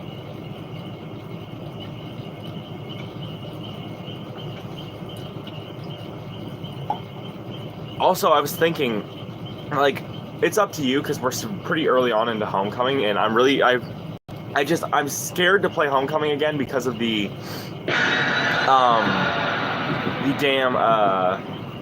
puzzles. So I was thinking maybe, because I'm in the mood to play it soon, I don't know how you feel about this, maybe putting that game on hold for a little bit and playing Alice Madness Returns on stream. Because I don't know why, but lately, after making the Alice chapter, I just got this like want to play Madness Returns, because I haven't played it in like over a year. Like I haven't played it in like a year or two, and I literally own the game. They do though, they do. Honestly, I agree. Like Heather is a better protagonist. Goddamn fly. Yoink. Fuck. Come on. Never mind. Fucking flies, bro. But Heather is honestly just like one of the greatest protagonists ever. She's realistic. She's smart. She's purty. Like, what is there to not like about Heather? Like, that's one of my favorite things about Heather, is that she actually has common sense. Like, most females in survival horror and just horror in general are like dumbed down to a fucking stupid extent, to the point that they're like brain dead. Like, I hate when they do that. That's one of my least favorite tropes of horror, is when they make people stupid for no reason. Like, fucking they make dudes fucking dumb as shit. Like, they always go with the stupidest option, and they make every woman out like they're fucking like fucking stupid bimbos. And it's like, you can make realistic characters without it ruining your story, I promise. Heather is a realistic character. She's smart. She handles things in a realistic way, and she's one of the greatest survival horror characters to ever come out of the genre. Fucking the girl from You're Next. She's smart, and it didn't ruin the movie. Goddamn, what's that other fucking movie? Bryn from No One Will Save You. She's smart, and it didn't ruin the movie. Fucking, the girl from The Strangers. She's smart, and it didn't ruin the movie. Point is, PSA to all horror enthusiasts and people who, much like me, aspire to make horror shit.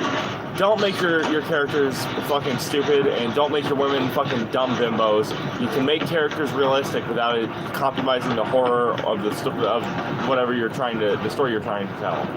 Shit can still be scary without dumbing down your characters to a fucking stupid extent. That's just gonna make me dislike it, if anything. Oh shit! Trapper.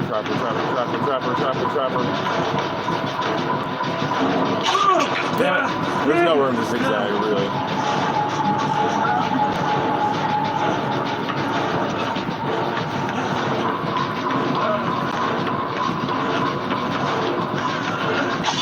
Damn it, that shouldn't have hit me. Whatever. Or maybe it should have. I don't know. Get this NF Doom looking mask out of here, boy. You're not fooling me. That's the fucking motherfucking supervillain. You fucking motherfucker. Trevor got that NF Doom ass mask.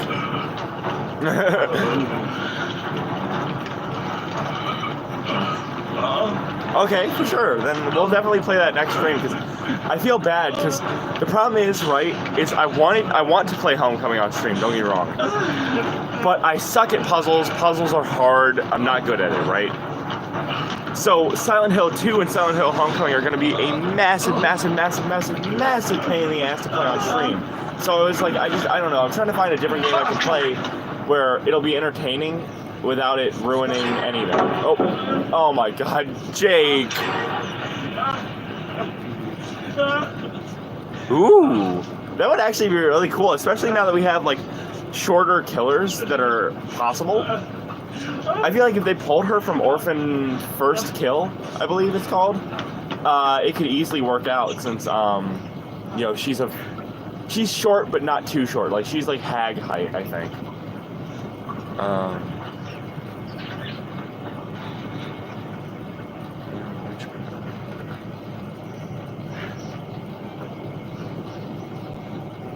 Dude, literally though, I would be so happy if Abby came to the game. Like, Abby needs to come to the game. Like, I want Abby and fuck, I can't think of her name again. Caitlin and Abby need to come to the game. That's one thing. It's like, I really want an Until Dawn chapter, but I know it's probably never gonna happen because Sony is stingy with their licenses. But we could easily get the Quarry, especially with Supermassive working with DVD right now. I'm trying to disable one of these tracks because fuck you, that's why.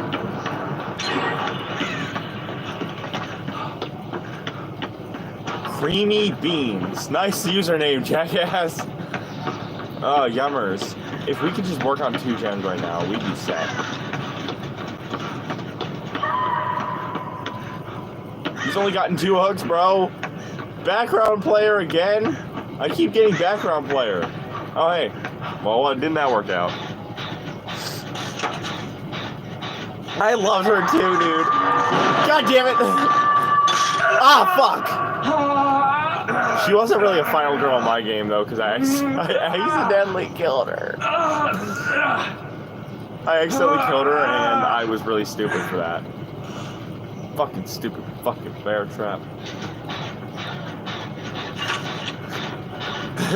So talking like that just randomly makes me want to do my Tony Soprano voice. So I'm going to do it whether people like it or not. Because I have a skit planned for it. Oh, also, there was a movie called Ready or Not that came out, and I think it would be cool to see Survivor and wedding dress. That would be cool. Not that it's a wedding dress, but that's part of the reason I want Kayako from The Grudge so much. Is, well, 1, I love The Grudge. 2, she would be really unique. 3, she's another character that's wearing like a white dress, and I think that's really cool. Part of bobblehead nurses should be in the game for that reason as well. But anyway, I'm gonna do my Tony Soprano skit, whether people like it or not. So get this, right? Fucking smartest man in the fucking world. Turns himself into a fucking pickle. Can you believe that shit? Fucking pickle. Calls himself fucking Pickle Rick. If I was the fucking smartest man in the world, you think I'd turn myself into a fucking pickle? No. I wouldn't turn myself into a fucking pickle. If I was fucking smart, I was fucking smartest man in the fucking world. You know what I fucking turn myself into? A fucking richer man. Fucking smartest man in the world turns himself into a fucking pickle. You believe that shit? A fucking pickle. What's funny is when I started doing that voice, the way I learned to do voices is much like how I described like drawing, how I just do things, like I can't learn certain skills like shading or drawing or like or shadows or texturing or anything like that. Like it just doesn't click in my brain. Same thing with fucking like voices. Like when I learned to metal scream or when I learned to do fucking impressions, I don't know my fucking diaphragm and all that. I just do, you know? Like with voices, I don't know my diaphragm or my vocal cords or any of that bullshit. I just hear the voice and then I do it, if that makes sense. Fuck! Like, I just hear the voice and I do it. So I heard Tony Soprano's voice and I just start doing it, right? And at first I thought I was just exaggerating his voice, like he doesn't sound like that. But I didn't think he actually fucking sound like this, you know? I didn't think he actually fucking sounded like this, like his fucking voice was fucking like this, right? And I come to fucking hear his fucking voice from one of the fucking Sopranos fucking episodes, and he really does fucking sound like this. He really does sound like fucking smartest man in the fucking world, turns himself into a fucking pickle. Yeah, go ahead, dumbass. That's not even your power anymore. It's my fucking power. Killer power more like fucking James power. Go James Rangers. Your jacket is green. Go James Rangers. You know what's funny? Yesterday we did a fuck. Oh god damn it! Fucking fly tried to fly into my eye. Fucking fly tried to fly into my fucking eye. I'm Eminem. Didn't even know it now or then. Fuck. But he was playing Nicolas Cage. We were playing with Leon from Resi 4, right? And I kept calling us the Power Rangers because I'm wearing a green jacket, Nicolas Cage is wearing a red jacket, and Leon's wearing a brown jacket. So I was like, yeah, I'm the green one, you're the red one, he's the brown one. His power is shit if you were wondering. He has a shit sword.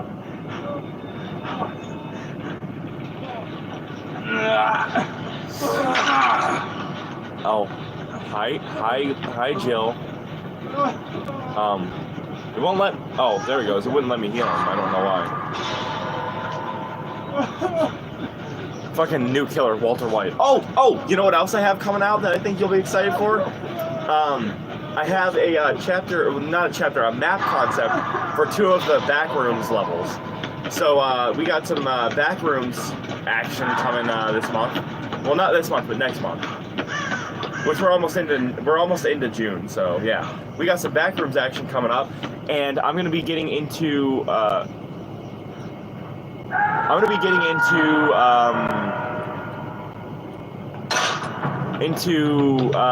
more analog horror. Like I'm gonna check out the Mandela catalog, and I'm gonna check out Gemini Home Entertainment and some more. Oh, and I'm gonna try to give the Walton Files another shot. And I'm gonna start covering some more because that's another thing.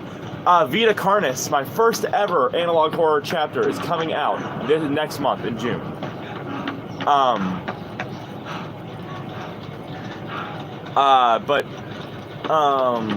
Yeah, there's gonna be some analog horror content coming out soon. Also, I might have to I should post a link to it, but there's somebody on the Cry of Fear Reddit is making a Cry of Fear analog horror, and it's really cool. It's basically like Simon is a serial killer experiencing psychosis and shit, and like he killed Sophie and himself. So it's like the first one starts off with them explaining that Simon Henrikson's body was brought to a morgue and examined after a night of a murderous rampage, and then his body disappears from the morgue, right? And then the other one is one of his victims, which is Sophie. Why can't I disable that?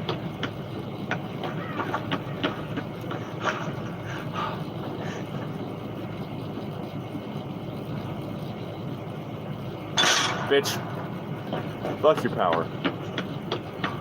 You know, I think it's funny. In fact, now has powers of like, a ranged ability, magic spells, magic spell, magic spell, magic spell. And then Trapper's is like, I place bear trap. That's my power. Like, it's not even a fucking superpower or nothing. It's literally just bear trap. Like, if I went to the realm, right, I'm manipulated into becoming a killer, and my power is like fucking, I don't know, fucking, let me think of something. I'm trying to think.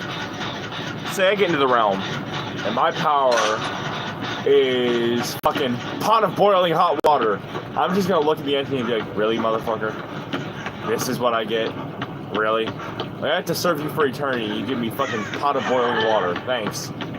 Like, if I was Trapper, I'd be like, really? Fucking, I'm gonna serve you for eternity, and I get fucking bear traps.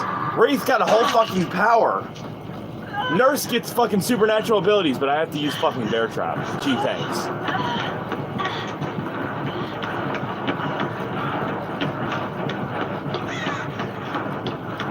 Boom. Fuck.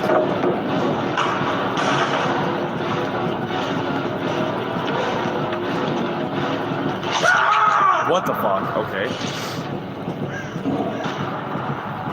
But the thing is, the backrooms is not going to be like the new backrooms that come, that like the stupid version of the backrooms with entities and shit. There's no killer. It's literally just maps.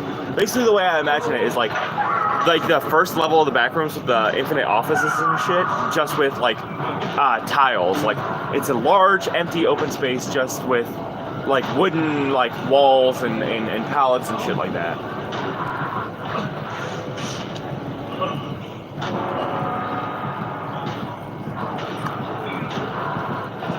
Well, so far, it has not included any of the monsters, but that's because there are only 2 of them so far, and they're really short. Like, they're only like 2-3 minutes.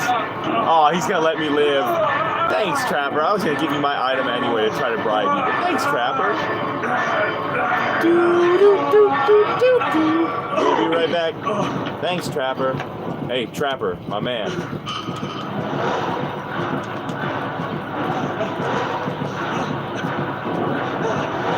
Alright, let's go. Let's find Hatch. We're off to find the Hatch, the fucking greatest Hatch DVD.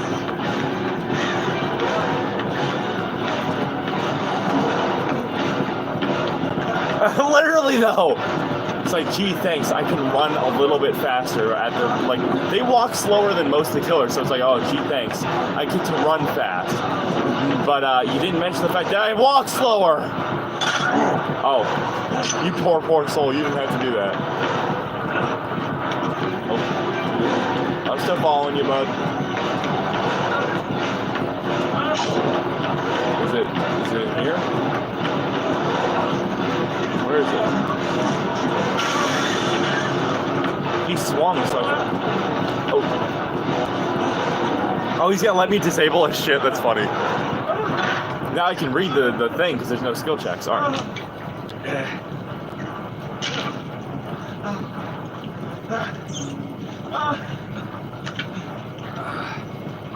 Literally though, like, or if I'd especially be pissed if I was fucking Frank, right?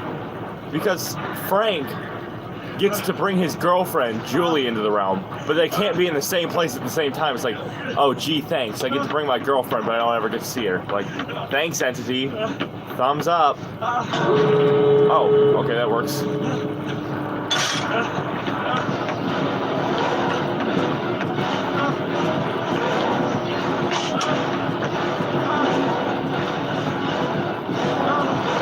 Oh, okay. I thought you were gonna lead. All right.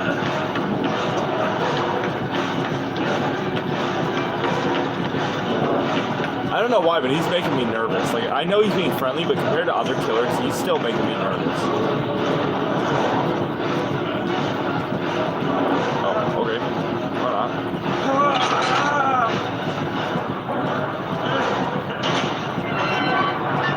Like, imagine that shit. Like, Wraith and Nurse start dating in the realm, but fucking Julie and Frank can't even be in the same place at the same time, I don't think. Or maybe that's just in trial. Maybe out of trial they can. I don't know.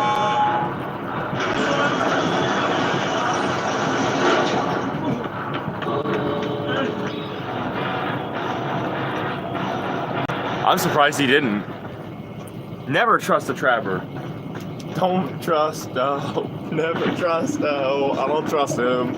I used to love 303. That was like, I'm not like, I had a major scene phase for real though. Like, well, it's not even a phase. I still love the music. I just don't dress as colorful anymore. I used to fucking love 303 though. Still do. I just don't listen to them as much as I used to. My favorite scene band has to be like Metro Station though. Metro Station is one of the greatest bands I've ever listened to. Like, there's so much nostalgia with them though, for real.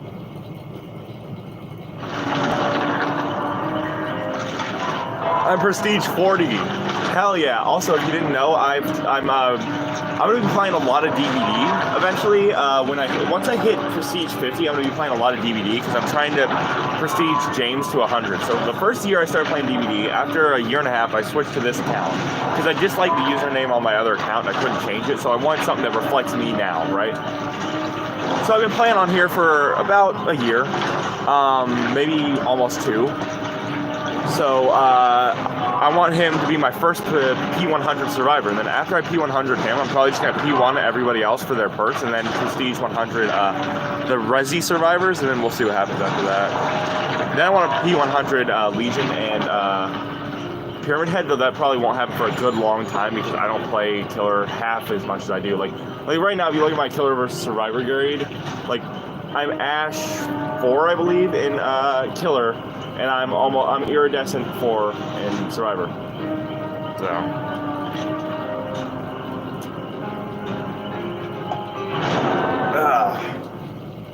I can't wait though. Today I'm gonna probably work on a good what if drawing or two of what if certain characters were in the game.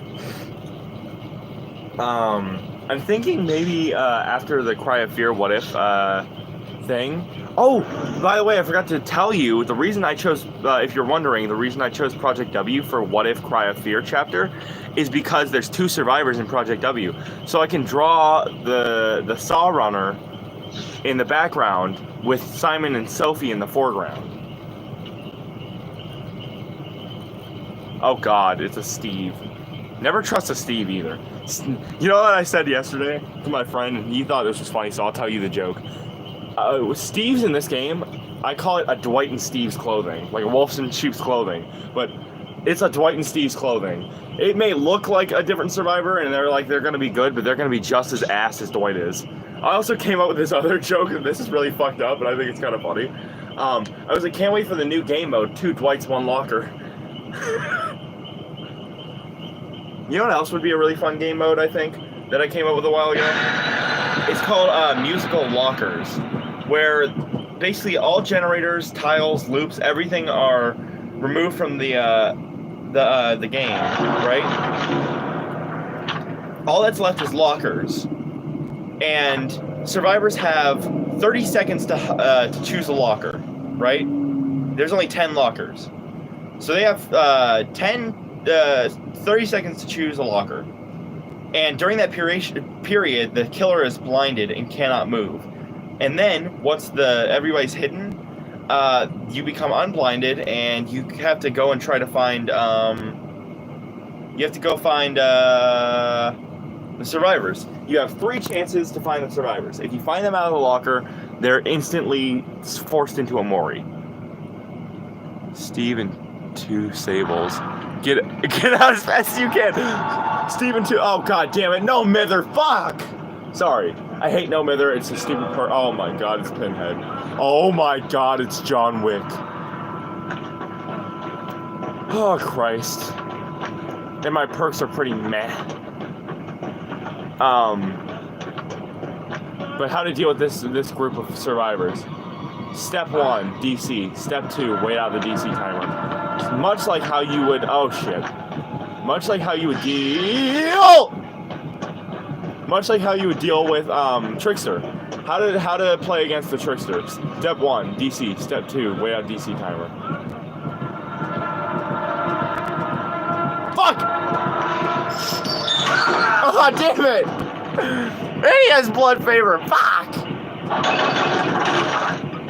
I can't be mad at you though. I love Pinhead. What a waste of good pleasure. I came. Yeah. What are you doing, Pinhead? Where are you going? What are you doing? What's the dealio with you? What are you doing? Oh.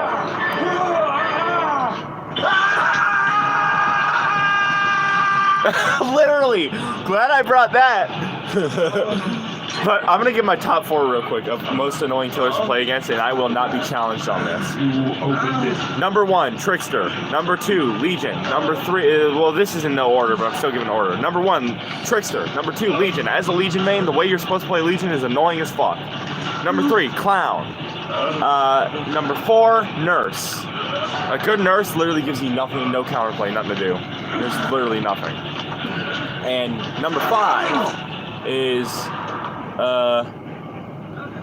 Oh right, I have no mither. I'm stupid. Hey Steve, you want my med kit? You want it? I'm not gonna get to use it anyway, and I'm probably gonna die because I have fucking no mither. Fine, don't take it then, jackass. But real though, I'm really glad I brought a med kit. This is gonna save my life. Oh, I mean, I guess it will if he accepts it as a bribe, but... You're funny, I like you. Like, thank God you brought a med kit. Like, I know this sounds dumb, but the emojis just add, like, that much more funny to it. Like, that emoji just perfectly, like... It's fucking amazing. I love it. Oh, hey. The box. Jerry's mom. I want to talk to Jerry's mom, but she's not available right now. The other day I came to Jerry's house, and I was like, is Jerry over? And she was like, no, Jerry's not over. And I was like, well, I came to see you anyway. So, is that a yes, or...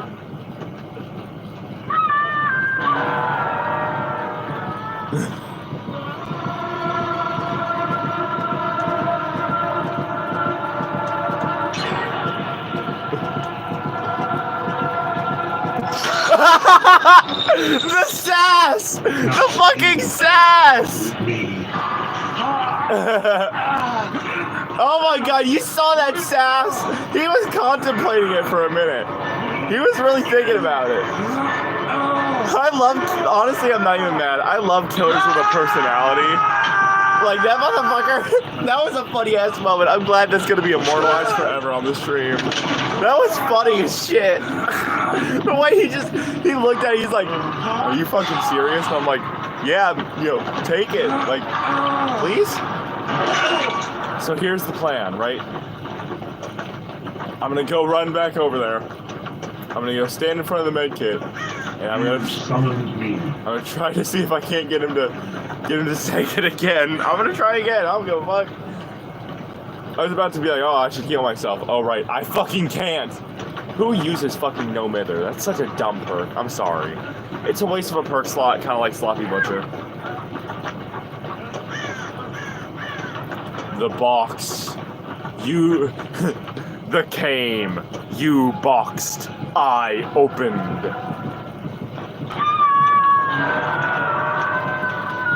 Oh. Hi, Pinhead. Oh.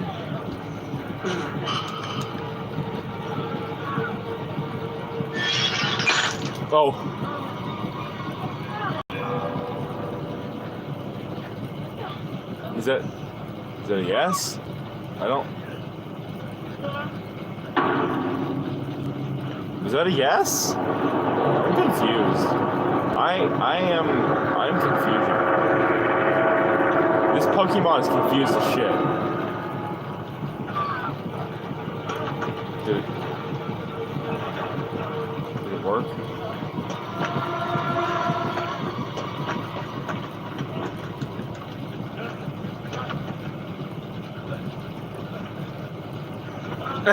Literally, that box.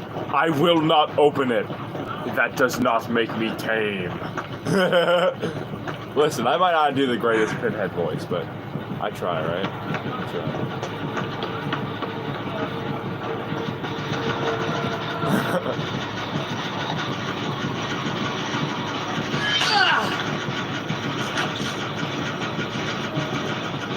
Is he coming up? No, he's not. I'm gonna try to bribe him by letting him take the gem. Yummers. I didn't know I had that kind of effect on you, Pinhead. Glad I could do that for you, Pin Daddy. I'm not gay for legal reasons, in case anybody's gonna take that out of context. That's what I call humor, right? That's a joke. If I was a hillbilly, I'd say it to you like this. I like wommers, and that's, I like wommers. Okay? I like the bird lady.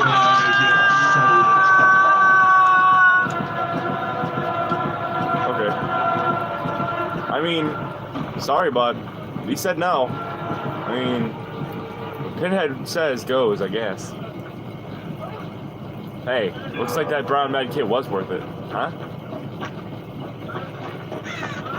Do I dare? Do I dare with the box? The box. Please don't hurt. Please don't hurt me, Pinhead. I promise.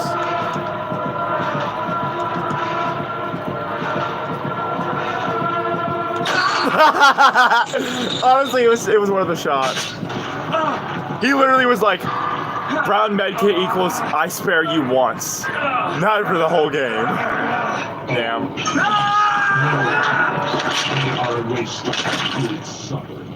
I love his voice lines, but they're so weirdly compressed. Have you ever noticed that? Like, Pinhead has the most weirdly compressed voice lines ever.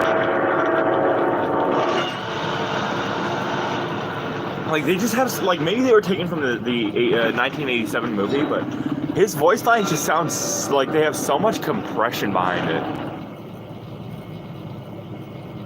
For real though, he was shuffling towards me like the "Are you fucking serious?" shuffle. He literally was just like, "Listen, that brown med kit worked. It was one-time free fucking. It was a get out of jail free card, not get out of fucking prison free."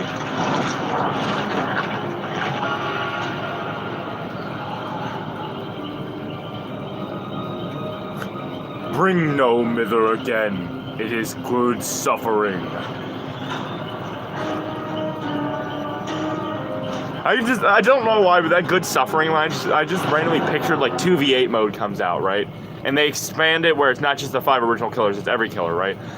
The survivors are going up against a trickster, and there's just a Pinhead in the corner just nodding aggressively going, "What such good suffering?" Like, just like aggressively nodding. Because that is good suffering. Like, I suffer when I face against Trickster, so.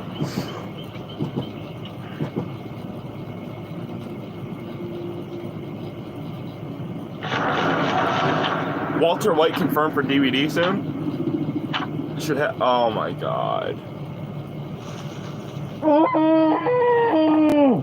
If I go to Crow's Print one more fucking time, I'm in a DC. I'm not actually gonna DC, but fuck this fucking map. I have gone to Crow's Print and Father Campbell's Chapel repeatedly. For the past, like, literally yesterday, I went there like 15 times. The day before I went there 20 times. Today I've already gone there like fucking 4 times.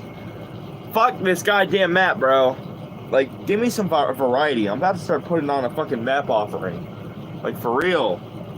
Send me to Yamaoka. Yamaoka. Send me to fucking RPD. Silent Hill. Fucking... Send me somewhere different. Great. The fucking offering went through. Who likes this map that fucking much?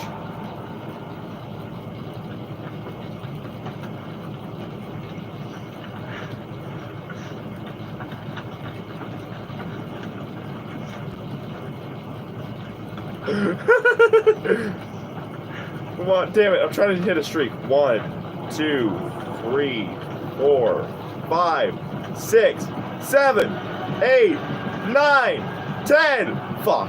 10 is the max I can hit. Oh, great. Champion of Light with no goddamn flashlight! Yum. Hopefully, maybe Alan Wake can write it into existence, or maybe I can just pull it right out of my ass. Oh, god damn it. Trickster on Crow's Print. I'm ready to fucking DC, I'm not gonna lie.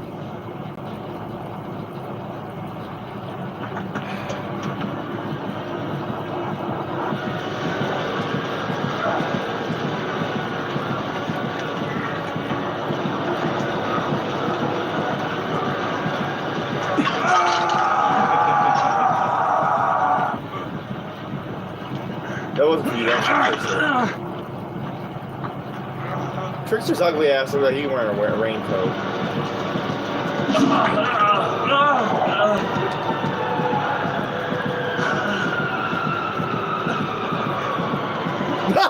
He just said, understandable, have a good day.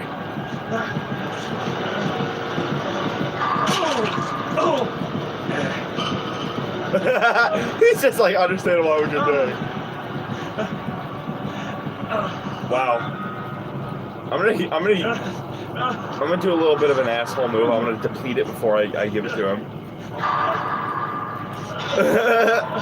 I love that. I didn't even try and tame him. I just started shaking my head no at him. Like, I started having sass with him. Honey, not in my house. Damn.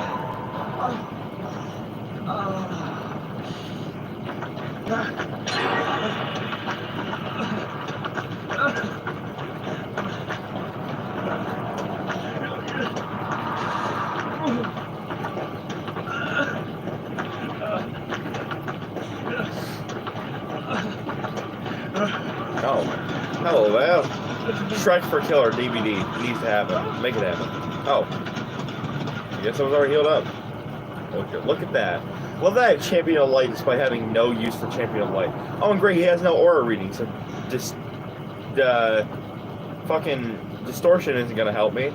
And Boone Dark Theory, I don't even know where the fuck a Boone is. Where? I'm bad at finding fucking. Oh, never mind. There's a totem right there. I lost that motherfucker.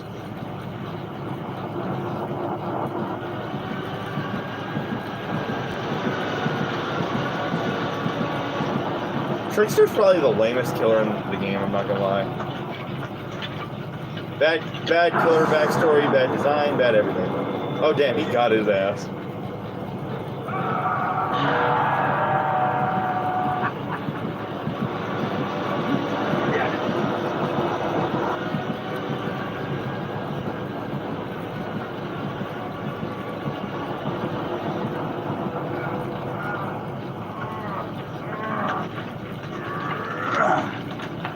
PV poke, PV poke. I'm funny for legal reasons. I need to be fucking sued.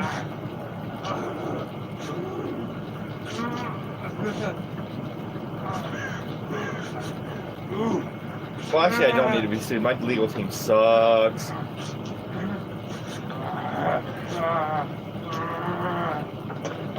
So I got my carrier pigeon from Carmina today. And you were right, she does use carrier pigeon. She doesn't understand how cell phones work. Only problem is that the message said, the note on the bird's foot said fucking caca.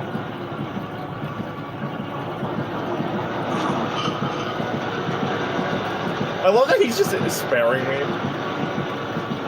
I want to bleed him to my boon so he can snuff it out, unless he already has. Oh wait. Has he? I think he already snuffed my boon out. Yeah, I think he did. Yep, he did. Bless that motherfucker.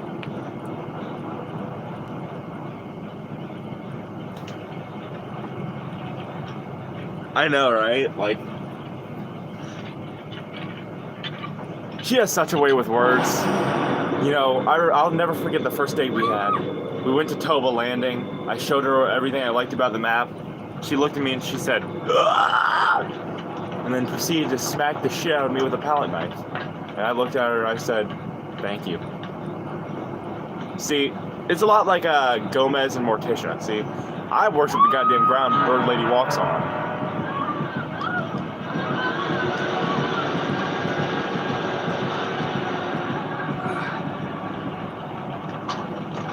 It's like that meme from SpongeBob. It's just like every time she's like, "Ah!" I'm like, she has such a way with words.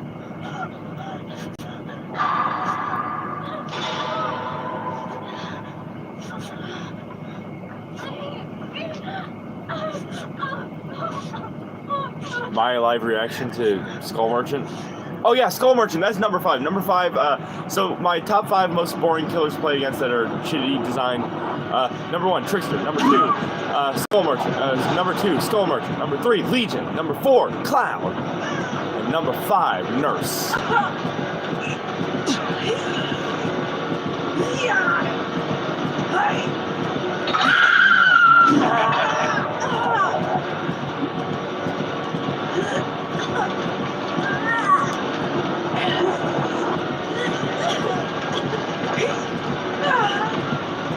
Understandable. Have a good day. Yeah, I mean, listen. I know that's a very asshole thing to do, but if he's letting me live in exchange for not saving her, then I guess I'm just gonna have to leave her be. Sorry. Listen. I'm trying to get Eerie Shards and blood points right now. Blood points, you get big blood points for escaping, okay? Right? You get big Eerie Shards for lasting at least 10 minutes. If I'm the last survivor, you know, 10 minutes. Sorry. Where is he?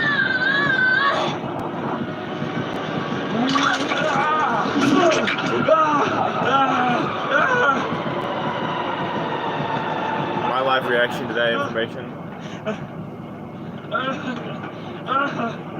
Whoa. You see? Oh my god, look at that. His head is vibrating. Do you see that? His head is fucking vibrating.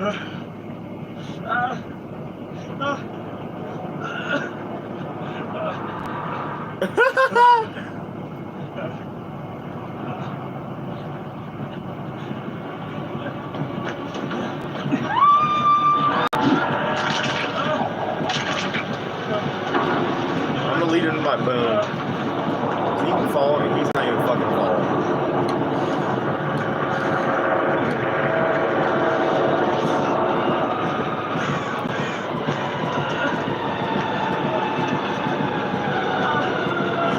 Yes.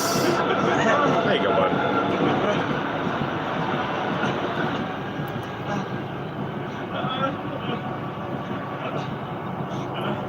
Also, I changed my bio. I don't know if you saw it, but I changed it to this generation's Markiplier, quotation by viewers.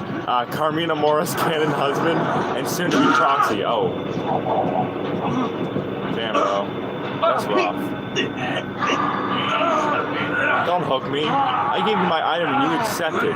Therefore, we are in a legally binding contract, and I will sue you. My legal team sucks, so the sue probably won't go far, but I will sue you.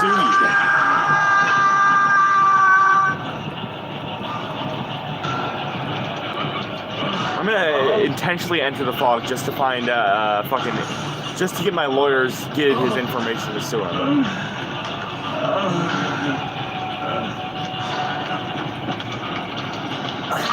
But the difference between when I'm being like, and you're probably saying, oh, well, he'll just hit him with a bat. He'll kill him. No, he won't, because they're going in there with fucking flamethrowers and guns. What the fuck, bro? You're supposed to be letting me live. You asshole. You asshole. Like, nice bat, bro. What are you gonna do when they shoot you in the fucking face?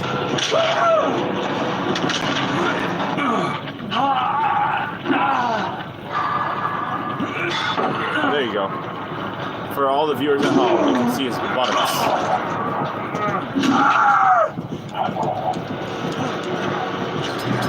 Really, bro? Is that necessary?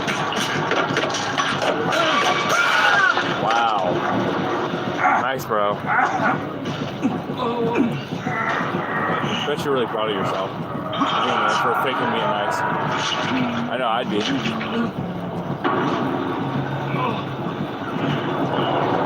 Dumbass lost me. You fucking moron. He hasn't seen me crawling through the tall grass. I'm like a worm, except I'm James Sunderland, so.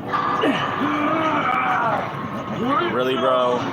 I gave you a med kit, you jackass. Oh, he's gonna mortar me, right? Oh. Oh, he's actually gonna let me go. You fucking sneaky dog, you. You fucking sneaky, slippery son of a bitch. You fucking motherfucker. He had me going for a minute. For real though, I'm still sure he's gonna kill me last minute, but you know. As for now, he's on my undecided list. You just made the list with your fucking BTS looking ass. What's that one K-pop group? BLT? I want to be like that with my sister from now on, 'cause she's like, that's like her only interest is K-pop. That's like the only thing she likes, so I'm just gonna start doing that to her. It's actually funny, I should start doing that. Just be like, what's that group you said you like? BLT? And they're from where? From Japan? And then she'll tell me where each member's from and shit, and I'll be like, right, so is that... I'll go full on Hank Hill a bit. Is that Chinese or Japanese?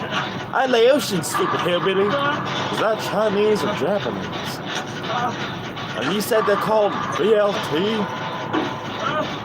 God dang it, Bobby, what's with all this noise? You said they're called what? BLT. Are they Chinese or Japanese? I don't know, Dad. So are they Chinese or Japanese? I love that scene so much, though. It's fucking hilarious. It's just fucking, you Chinese or Japanese?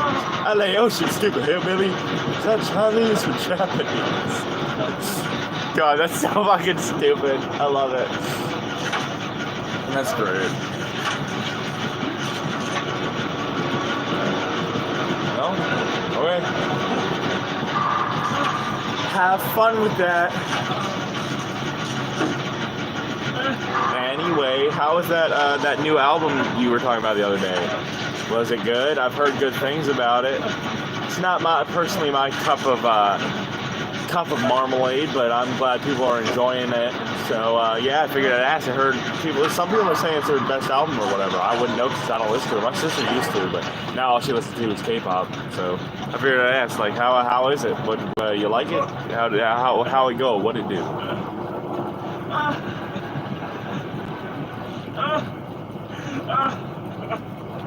I blew a skill check, so I'm gonna go stand in the corner.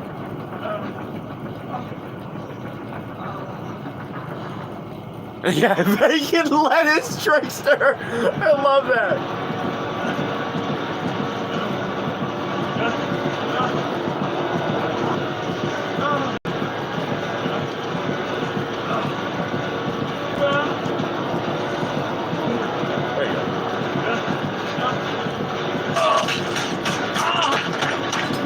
unnecessary, bro.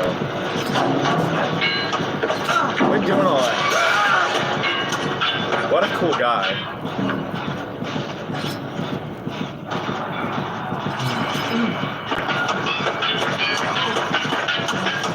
Damn, that's a nice beat. Somebody record that. What the fuck? His bat was facing the opposite direction. You know what, Trickster? I take back anything good I said about you. You're an asshole. I dislike you, please. Oh, wow. You know what? I take back anything nice I ever said about Trickster.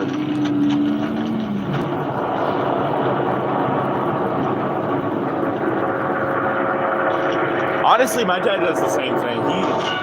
He doesn't like when I listen to metal because he says it like gives him a headache and he doesn't like it. And I'm just like, okay, whatever. Which sucks because one of my favorite bands is Ice Nine Kills. I have 2 of their CDs. I Heard They Kill Live and Welcome to Horrorwood.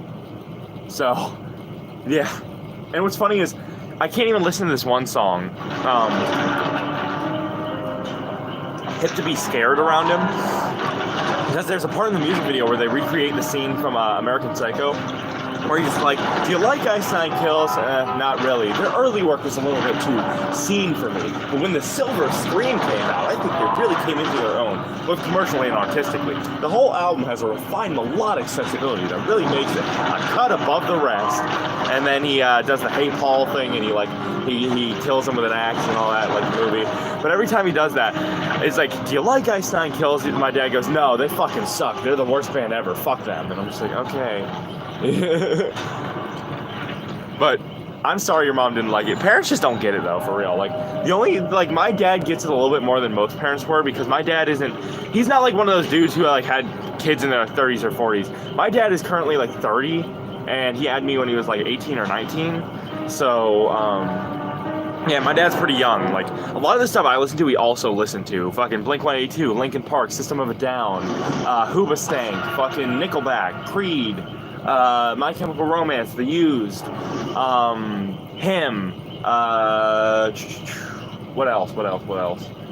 I don't know. Point is, a lot of the shit I listen to, he also listened to, because most of the shit I listen to is 90s and 2000s. Therefore, a lot of shit he listened to. Incubus, that's another one. Fucking love Incubus. Incubus is the shit. But like a lot of the shit I listen to, he also listened to. The other day, I just didn't know what to talk about. I was like, do I sit some of it down? He's like, they're alright, I guess. I've only heard like 3 of their songs. I'm like, really? They're fucking rad.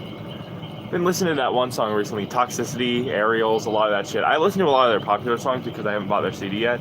Deftones, that's another one he listened to. Deftones, Kitty, Slipknot, Korn, a lot of shit like that. I love Kitty. Kitty is so rad. There's not enough fucking female singers in music. Like, recently I got into this one band. I have this CD. It's called a sampler, which is when you buy a CD and then the label sends you a free one with it. I bought Pop Goes Punk, which is where a bunch of bands cover pop songs and shit in their own style. So, like, my favorite one is Call Me Maybe by Carly Rae Jepsen. It's done in a metal style. And it came with a free sampler with a bunch of bands on it. And I discovered this one band called Tonight Alive with this fucking awesome fucking singer. She is fucking amazing. Her vocals and lyrics are just, top notch. And, it's just like, damn, there's not enough female-fronted bands. Like, I love female-fronted bands.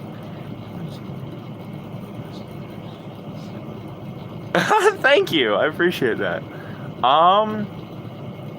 Sure. Okay, so starting off, I'll have to go by category because I don't know what type of music you're in. For metal, I would say my favorite vocalists are Danny Worsnop. I like Corey Taylor. I like Serge Tankian. I like or Tankian. I don't remember how you say his name. I like Chino Marino. I like John Mess. I like fucking Johnny Craig. And finally, I'd say Spencer Charnas. Those are my favorites. For indie music, I like Justin Furstenfeld from Blue October. I like Christopher Drew from Never Shout Never, who also had a metal band on the side, which is pretty baller, I'm not gonna lie. I like, I don't know the name of the guy that sings for him, but I love Daphne Loves Derby. I love, let me think. I don't know the name of the guy, but I love the singer from Snow Patrol. Fucking love Snow Patrol. Snow Patrol is the shit.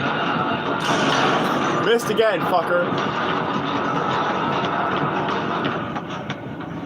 Okay, I like, no! Yes! Oh my god! Okay, I like, the Juliana Theory, they're pretty cool. A lot of bands I don't know the name of the singers, but I do know, Jackass. Obviously, like I said, I like Tonight Alive. Those are like less heavy bands. I like, fuck, I can't remember his name off the top of my head. But I like Elliott Smith. I like the guy from, fuck, what's that band called? God damn it, I can't think right now. Shit. I love Bright Eyes. Bright Eyes is like one of my favorite bands of all time, despite not even just in the indie category. Like, Bright Eyes is some of the most beautiful music I've ever fucking heard. Though my favorite vocalist ever has to be Ben Jorgensen from Armor for Sleep, which is my favorite band ever. They have phenomenal storytelling, great lyrics, great musicianship. They are, in my opinion, one of the most overlooked bands of the time. Great musicianship, great fucking, like, everything. They're so overlooked, and they're just so fucking good. Let me think of more bands like that. I really like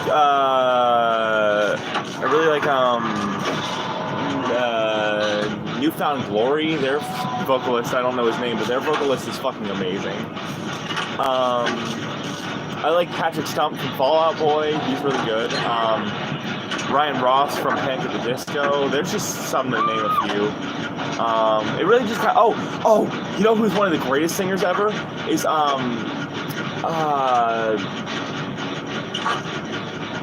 Benjamin Gibbard from Death Cab for Cutie and the Postal Service. Craig Owens is also a really good vocalist. He's been in a plethora of bands. But Ben Gibbard is one of the greatest vocalists that has ever lived, in my opinion. He is so good at his range and his ability to do so many different styles of music with the Postal Service and Death Cab for Cutie. It's unmatched. I absolutely adore that band. I actually have 2 of their CDs. I have the Blue EP and I have Plans, which is my favorite album by them. And I'd say maybe even top 5 favorite albums of all time is Plans by Death Cab for Cutie. If you like indie music and you like deep, interesting, heartfelt lyrics, definitely check out Death Cab for Cutie, because they're one of my biggest inspirations in my music. It's just, God, Ben Gibbard is like lyric-wise, he is a poet. He is not just a lyric writer, he is a fucking poet. Sorry, I didn't mean to gush about it. But I'm sure you have great music taste too. The fact that you like Radiohead is already like fucking hell yeah. I love Radiohead.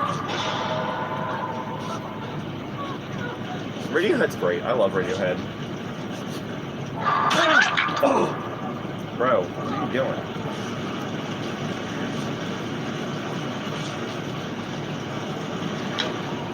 Well, I guess we can't get to the chopper now. Holy shit, chopper? Get to the chopper? Predator confirmed for the next chapter. I don't give a fuck if Castlevania was actually confirmed. Predator confirmed for the next chapter.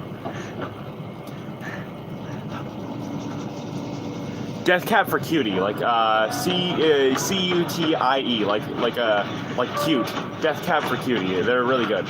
He also has a side band called the Postal Service. They're really cool. Yeah, it's this indie band that's been making music since the 90s, and they're just, God, they're great. Like, if ever I was to recommend you songs by them, I would recommend What Sarah Said. Great song. It's a beautiful, heartfelt piano piece.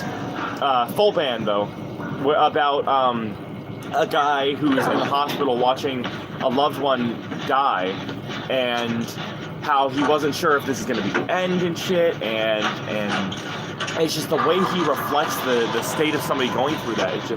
It's so amazing. And then eventually he comes to the conclusion that watching somebody pass away is a beautiful thing, because it means that you were there for them in their last moments, and that's what they're going to remember, is their final moments. I would also recommend The Ice Was Getting Thinner. That's a really good song. The Sound of Settling is a really good one as well. Obviously,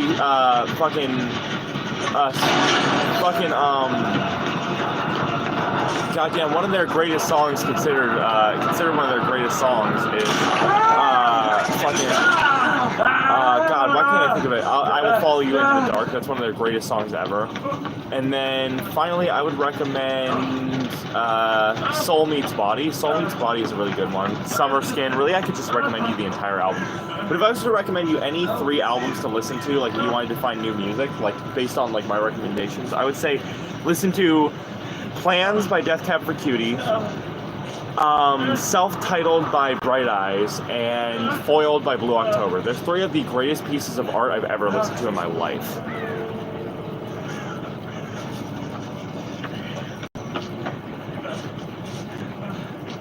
For sure. Honestly, I'm surprised you actually, like, I know this is going to sound mean, and I'm not saying this towards you, I'm just saying I don't know why anybody would. But I'm surprised you find things I talk about interesting, or you, like, try, like, are actually, like, I don't know, look up and maybe sometimes get into the things that I recommend. Like, I wouldn't take my recommendations seriously, given, like I said, I try to find the good side of things, whether a CD is good or not, whether a movie's good or not, whether a game's good or not. I always try to find good in the bad. So it's like, for all you know, what I'm recommending you could be the worst thing you've ever fucking seen. But I'm being optimistic about it, so I might be recommending you something that's shit. You never know.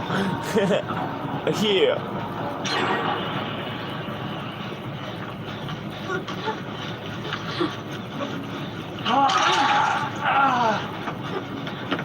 We are Spartans. We greet the women with high fives and the men with open mouth tongue kisses. Oh shit. That's from the movie Meet the Spartans. That movie was so dumb. I loved it. We greet the women with high fives and men with open mouth tongue kisses. I mean, it's accurate. Ancient Sparta was very homoerotic, to say the least. I didn't do it. Please, I didn't do it. I'm a happy little British boy. Also, sorry, I feel bad for you, like, with the whole having to, like, respond by typing and shit. Like, I feel bad whenever I, like, ask you something or, like, try to, like, talk to you and stuff, because, like, I know how annoying typing is. I hate typing. So, like, every time you want to talk, you have to, like, type out a message, and it just makes you feel so bad. I'm sorry. Oh, God. Why'd you bring him here? Please? Please, no English. I speak British. Please. I'm very posh. Leave me be. I ask it nicely.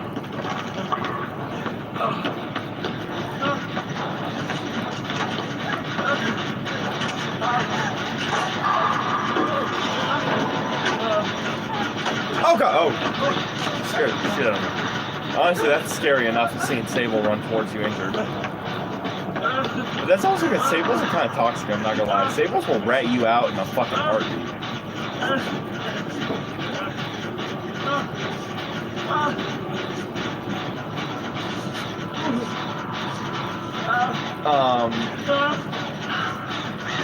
What the fuck was I talking about? We're almost there. I only need 500 more for Hawk, so that's like 2 more levels. We're getting there, You know what? I think it's a really bad idea, so... Oh, okay. Oh, shit! Fuck! Of course he got me! Why do you have to get me? I knew I should have just gone to the one back there. I was going to, but I was like, why not? I mean, I'm sure he's probably going to go there, but that's the thing, is it's a 50-50. Honestly, I think all exit gates on all maps should be static instead of, like, that. You could have gotten away with this down there, but I don't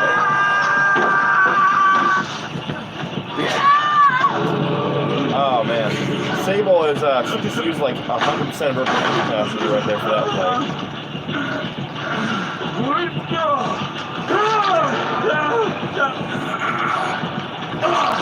Trying to get off, Giggity.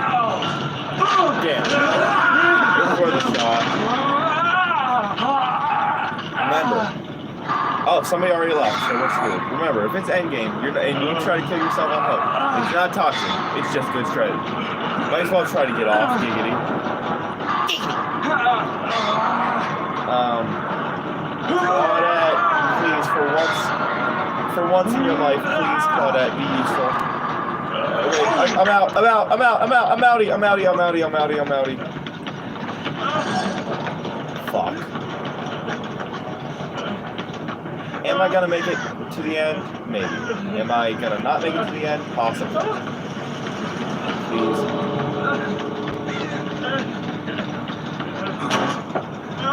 Oh, he's all the way over there. Never mind, I'm good. I'm gonna dead hard for distance. Bingo, bango. Bingo, bango. I'm fun bucket. I love how they just start running in place. It's great. Okay. Look at that. Ugh.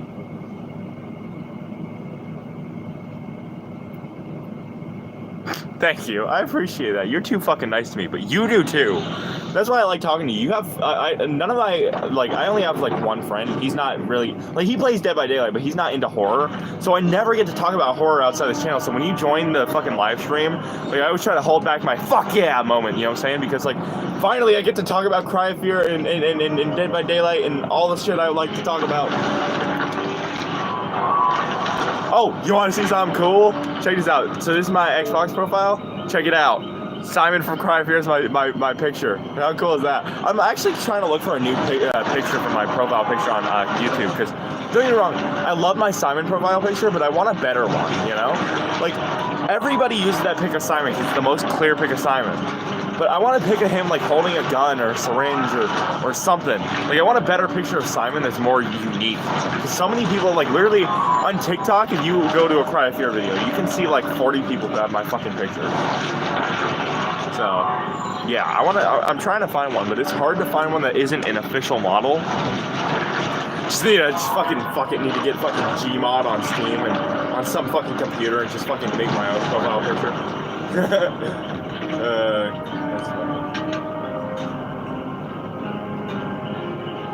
That's funny. See this right here, that's not a septic agent, that's a little bit of Henny. So when I'm done healing myself, I can take a shot. Shot.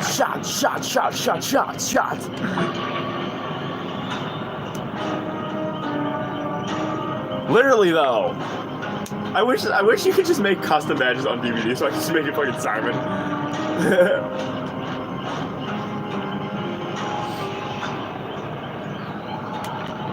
Oh, okay, never mind. They won't let me do shit. I'm assuming that vote was you, but the other day that was funny when I put up I started putting joke results in my polls, and one of the results was, behavior, dear God, please add Simon to Cry of Fear to Dead by Daylight. And it was the only vote in the entire poll was literally just one vote. And I'm I guarantee you that's her. And honestly, I would have done the same.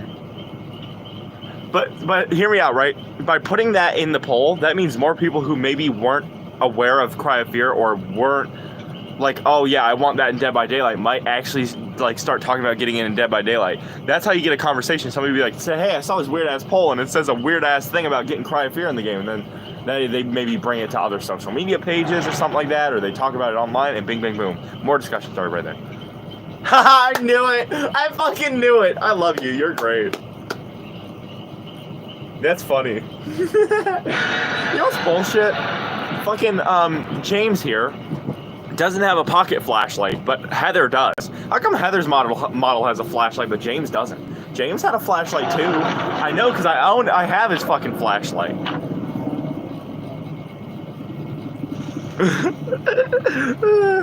So, how have you been liking Marble Hornets though? I fucking love it. I already finished the series, so you don't have to worry about spoilers with me. I finished the series a long time ago. When I started streaming again, when I got back from my mom's, that was the day I finished Marble Hornets, because I was watching it up until about entry 16. Yes, Greenville, that's my favorite map. Hoo-ah! Sorry. And I was watching it. My sister's now going through a creepypasta phase, and I'm very proud of her. It's funny. So I was watching it when I was at my mom's one night. She comes out, she can't sleep. and she starts watching it. She's instantly hooked. She like finishes watching one of the entries with me. It's the first entry Maskey's in, an entry I think 16 or maybe it was 18. And she's like, what are you watching? I was like, Marble Hornets. And she's like, can we watch it together? I was like, fuck yeah, we can. So we watched it together, and then we weren't able to finish the last 3 because my mom brought me home early because she wanted to go party with friends. She told me it's because she couldn't afford to keep me there, but it was because her boyfriend was sick of me and she wanted to go party with friends. So yippee on that. So I didn't get to finish it with her, but I did get to finish Marble Hornets. So yeah. Ha! Nice! Somebody already cleansed the hex. It's funny.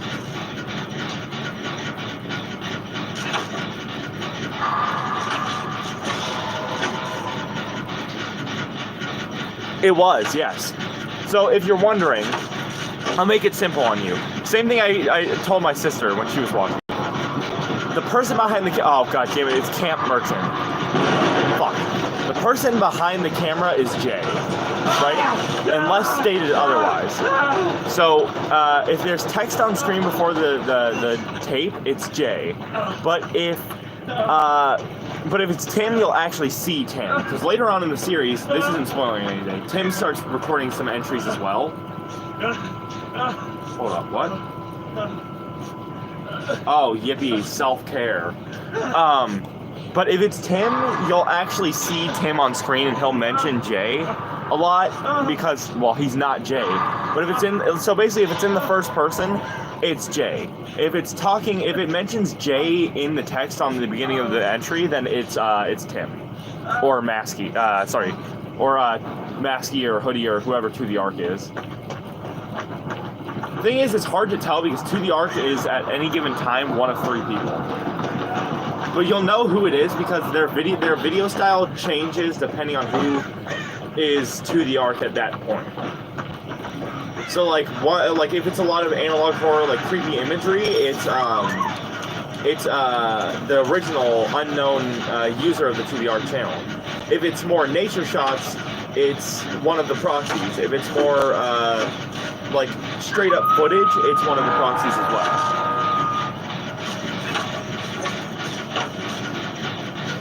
Okay, so Amy is Alex's girlfriend who went missing. And they're suspecting that Alex made Amy go missing. So yeah, Amy never shows up in person in Marble Hornets, but you do get to hear her voice, and she does play an important role. She plays a bigger role in the comics, not in the actual series.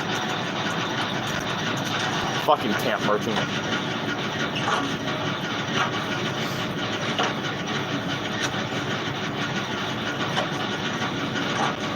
You know, I never realized until recently that the drone is made from a human skull. All this time she's been out and I never realized.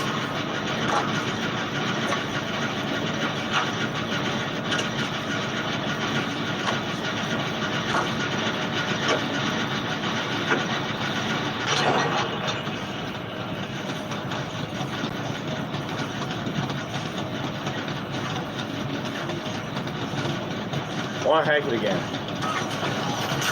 Fuck! You son of a fuck. I knew I should have just laughed.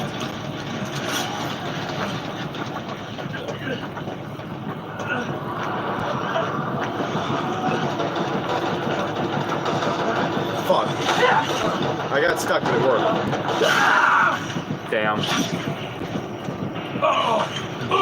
You don't have to worry. Ask as many questions as you want to about whatever you want to. I'm like, hold on.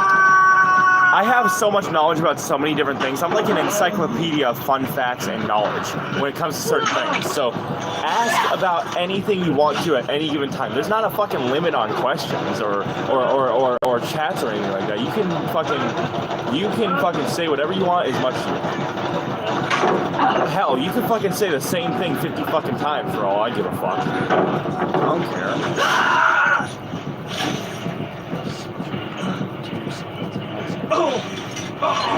Around entry 40-ish. Whose house is that? It was Alex's house. So it gets confusing towards the end because Alex has 2 different houses. but it was Alex's house. He was in Alex's house because at one point he moves during the story. So yeah. Little fun fact for you though, Rossburg Park is actually not the name of the park. I don't remember what it's actually called, but the park is actually located in Nebraska. Fun fact.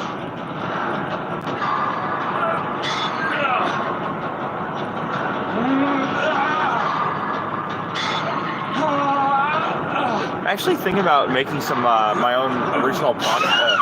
I don't know if I want to do it soon, but I feel like it'd be really cool if eventually like somebody would like write stories about them, because I'm not like an author, I'm not a writer, you know. But I want to start making like creepypasta like OCs, and then like be like, hey, if you want to write a story about this character, as long as you give me credit, go ahead. Like I encourage it, you know. But I doubt anybody gives a fuck enough about some stupid ass character that I make to want to write a fucking story about it. But I'm just saying, like, if people wanted to, because I'm not a writer like that.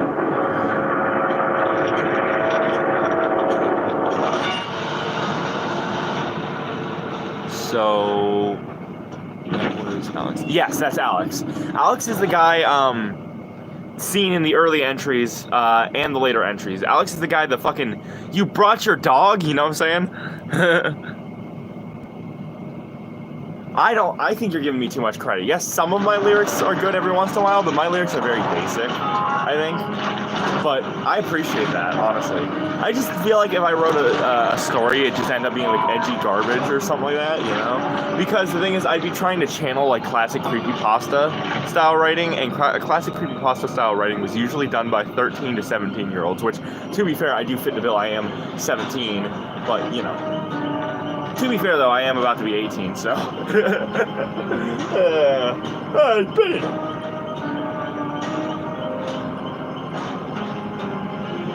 Hey, Peter! I woke up and I am slightly German. I cannot do anything.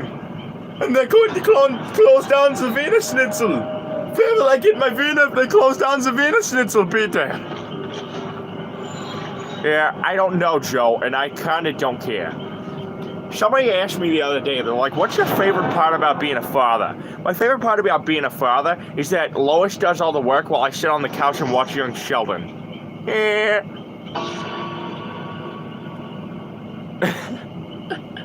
But yeah, I might start doing creepypasta OCs.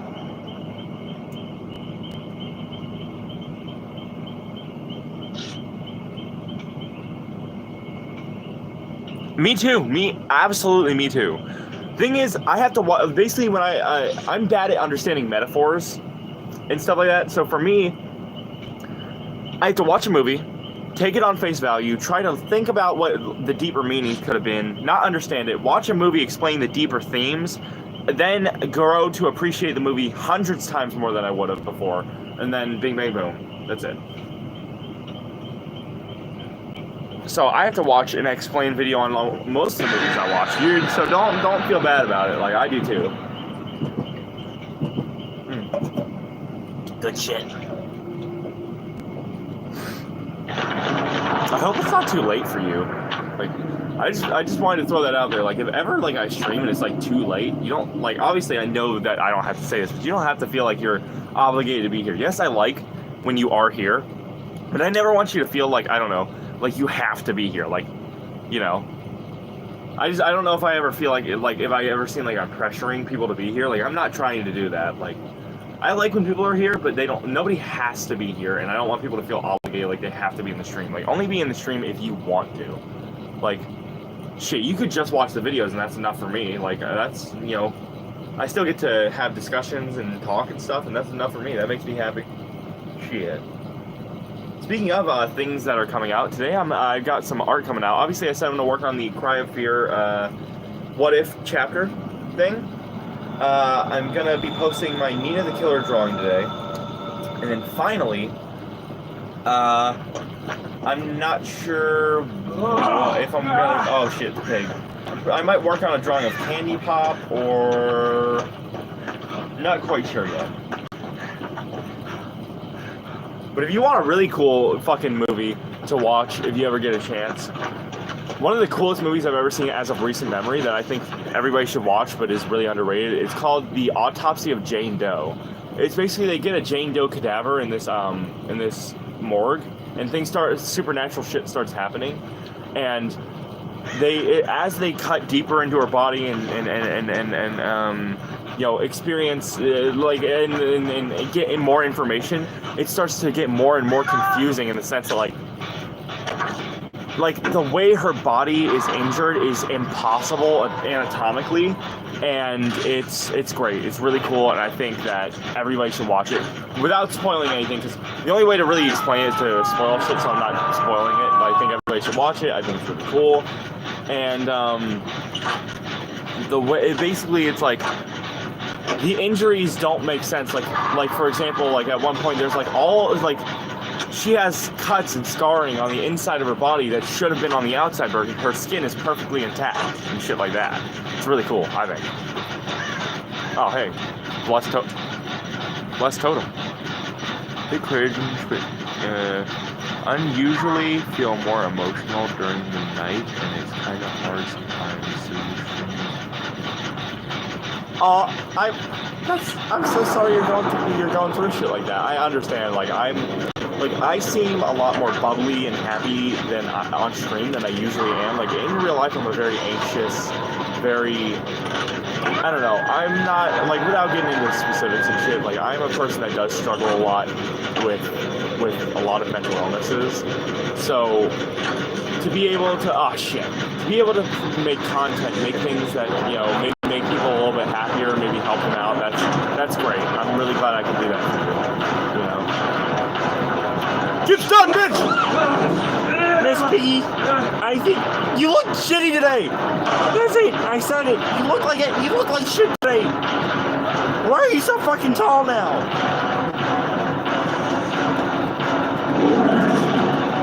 Fuck!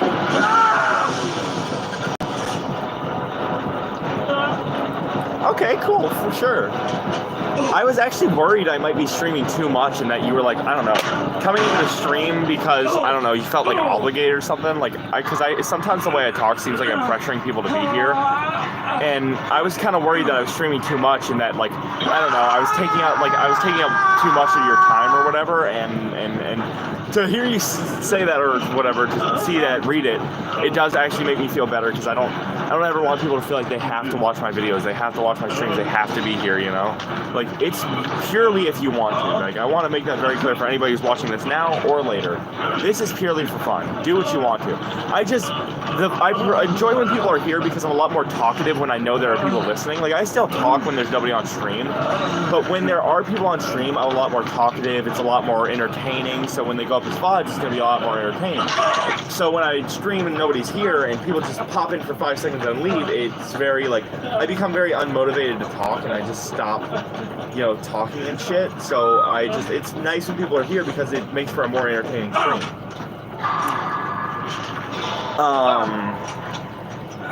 Oh, God. I hate growing pains. I'm still getting taller, so it hurts. My back is, always in pain. Ugh. Okay. But the good news is I'm going to start having a lot more variety of content. I don't know if you guys even want this, but when I get my new phone, I'm probably going to start doing maybe double uploads here and there. I have a video plan where there's this nature trail by my house. I plan on going to the nature trail and maybe doing maybe I'll do an explained video on the Slender Sickness, or do an explained video on the proxies from Marble Hornets, maybe do a Marble Hornets video. I plan on doing something Marble Hornets related. And I want to start doing more creepypasta discussion videos and stuff like that here and there. It's double upload. It'll still be every other day. There'll still be a new song, new new DVD chapter. But it would also be an extra upload during the day of. Oh hey, I'm somewhat healed. What the fuck? Oh, I have resurgence.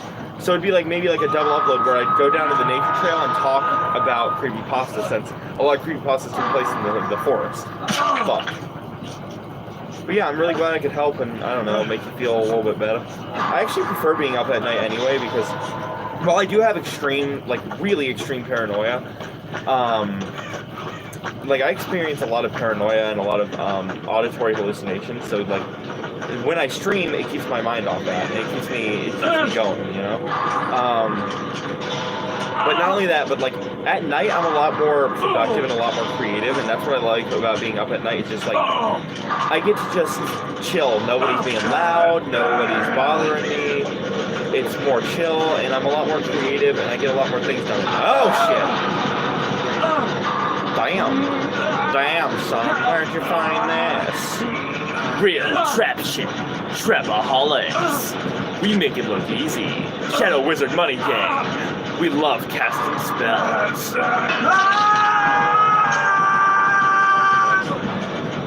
Talk about. Hell yeah, exactly. It'd kind of be like a 6-minute video each time where I talk about different things of the creepypasta fandom. Because the thing is, one of my main goals of my channel is the 3 goals of my channel ultimately. Actually, 4. Number 1 is to entertain and inspire, not to sound douchey or nothing. Number 2 is to talk about Dead by Daylight shit and potentially start a discussion to maybe get certain things into the game. 3, hopefully one day revive the creepypasta fandom. And 4, or like start like a creepypasta resurgence, like because slashers have had 2 whole like resurgence, like booms of popularity again. Creepypasta hasn't had that yet. And then 4, to just be a fucking overall dumbass motherfucker. So yeah, it'd be like occasional like double uploads of like we get a DVD chapter concept and a DVD chapter concept or a song and a creepypasta discussion video. So it'd be like talking about my favorite creepypasta characters I think are underrated, characters I think are overrated, characters I think that had good designs but bad stories, characters that had bad designs but good stories. You know, my favorite type of memes in the creepypasta community, the different things in the fanon I like versus things I like in the canon, my favorite series of the Slenderverse, Marble Hornets, the difference between proxies and pastas, you know, just shit like that. Like the beauty of spin-off characters like proxies and Jeff the Killer spin-off characters, shit like that. Because, like, I love Jeff the Killer spin-off characters. Jane the Killer, Homicidal Lou, Nina the Killer. A lot of people hate Nina the Killer because ultimately her story boils down to obsessive fangirl wants to be like a serial killer, but by that logic, then the Legion is one of the stupidest characters to ever come out of fiction, right? Because the Legion is exactly the same thing. It's a teenager who's obsessed with serial killers to the point they want to be one. You know who else is a teenager obsessed with serial killers who wants to be one? Nina the fucking Killer. So yes, I am a Nina the Killer apologist. I love her. She's probably my favorite creepypasta character. I think she's great. I'm a Nina the Killer apologist. That's all I'm saying. I love her, and I don't give a fuck if people dislike her. I love her.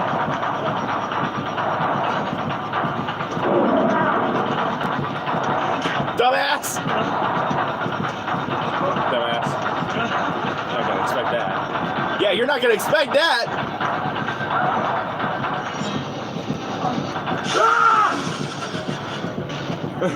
Sorry I get so competitive, like so douchey when I play this game. Like I'm not a complete asshole about it, but I'm very competitive when I play this game. Which is the point in a goddamn competitive game. So I kind of talk like an asshole and I'm very antagonistic whenever I play this game. I promise I'm not actually an antagonistic asshole in real life. I just get like this on the game, you know? Thank you. I really appreciate that. I am too. I'm really excited for you to be there for it because like you got OG status. That's something that nobody can ever take away from you. Is you have OG status. You've been here since before a hundo. So, you know, you'll always be able to, you know, say that you are an OG, and that's something that, because like I said, I really value our discussions. That's something I plan on doing if you're ever like cool with it. Is if I ever get to the point, say I have a couple hundred subscribers, and these live streams become to the point where they're like fucking filled with chats, and I don't even see your chats anymore. Is I'd like to make you a moderator where you get like priority chat, so that like we can still have discussions and shit, you know. Because eventually I'm gonna need moderators, so hey, why not have it where, like, because I don't want to lose out, like, on this conversation. Like, that's something that I really worry about one day, is I want to be a big channel. I do. I want to be able to do this for a living so I can really put all my passion, because I'm not I'm a very creative person. I have so much I need to get out that I want to be able to do shit like this for a living and pursue my creative endeavors. Like, I want to do short films. I want to do YouTube series. I want to do Slenderverse series, comics, art, discussion videos. I want to do the whole shebang. I'm kind of like, I would consider myself like a jack of all trades in the sense of like, I'm like Jack Stauber or Tim Burton, where I have so many different ideas, so many different things I want to do, you know? Is something that worries me is that one day I'll have so many subscribers and I'll be so big of a channel that I won't be able to have this kind of like one-on-one connection with people anymore. And people will start to feel, I don't know, like neglected in a way where like people will start to feel like I don't give a fuck about them because I'm not seeing their chats and I'm not able to read everything. I'm not able to have a discussion like this anymore. Because there will be so many chats that I won't be able to see shit. And I worry one day that I may lose out on this kind of personal connection. And I think that's what's great about being a small YouTuber, is that we can have this kind of community, this small, intimate community where I can interact with everybody individually and personally on like a personal level where they can really feel like I give a shit. You know, so I'd hate to think that maybe one day I'll be so big YouTube-wise that I won't be able to have that kind of like personal connection with my viewers anymore. And that's one thing is, yes, I want to be able to do this for a living. Yes, I want to be popular on YouTube, but I don't ever want to reach like I don't mind being like quote unquote this generation's Markiplier, like as a joke. But I don't ever want to reach, like, I don't ever want to be like this larger than life figure, kind of like how Markiplier is now. Like Markiplier at one point was this small intimate channel where he could have a connection like that, but now he's this larger than life figure where he can't really do that anymore. But you can tell he still cares about his viewers. Like, I want to be like that, where you can tell I care about my viewers even if I can't interact with everybody individually. But I never want to be like that. Like, I'm not saying like I don't want to be like Markiplier. That's a bad example. I just don't want to be like at that level of fame one day where I'm this larger than life figure. That's something I always want people to remember, is that I'm not some larger than life figure. I'm just a dude, you know? I'm a dude playing a dude disguised as another dude. Like, I'm just a dude who loves movies and games and shit, and that's all I'm ever gonna be, you know?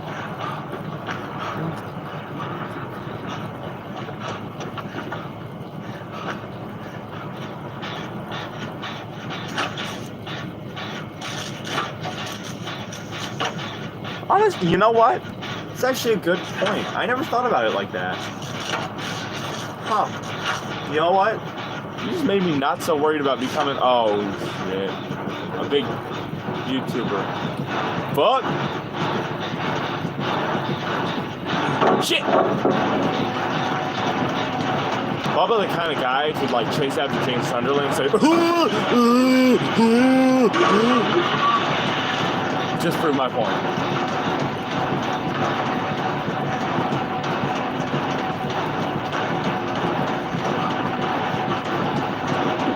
Damn it, he got me anyway. No! Damn it! When the ass whooping's so bad, you gotta start making crow noises. That's somebody I would like to see in the game as a skin, but I'm not sure we'd ever even get it, because why would they do that, is the Crow. He's a comic character / movie character. It's one of the greatest movies I'd say I've ever seen. Hold on. It's a superhero movie, but it's not. It's not like DC or Marvel. It's its own thing. It's basically about like a dude who like, yeah, that's me. Well, I've been around her too much. It's like I'm her canonical husband, so she's just a bad influence on me. That's all. New phone, new Carmina, who dis? But it's about a dude who like loses his fiance is assaulted and killed in front of him, and then he's killed as well. And then a year later, he comes back from the dead as a supernatural being from Native American folklore. And he kills everybody who wronged him. And then he goes back to the big rest. It's actually really cool because it always, like, kind of like The Grudge starts out with a text on screen thing. It's always the coolest shit, and the movie is one of the greatest movies of all time. Even people who, like it's actually a good movie. It's not just like, oh, it was not great, but I thought it was good. Like, even, like, movie reviewers say it's one of the greatest, most beautiful pieces of art of all time. It's faithful, but it does change a few things to work for the story.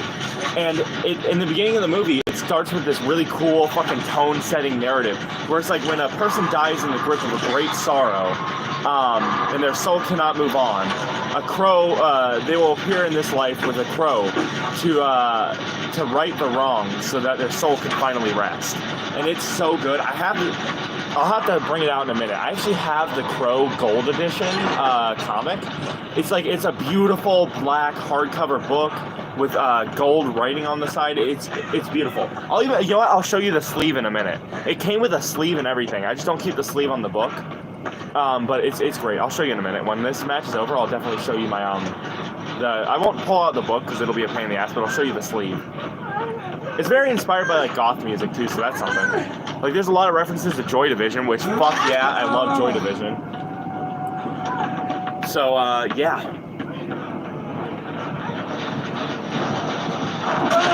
Bubba the kind of guy that said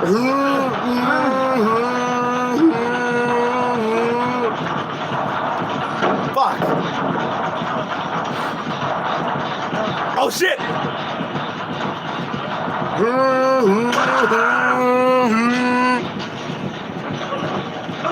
Sorry I keep doing that. Like, I don't mean to info dump or nothing. I just get so excited to talk about things that I like, because I don't ever talk about things that I like apart from this channel, that I get so excited and I start info dumping, so I'm sorry if that gets boring.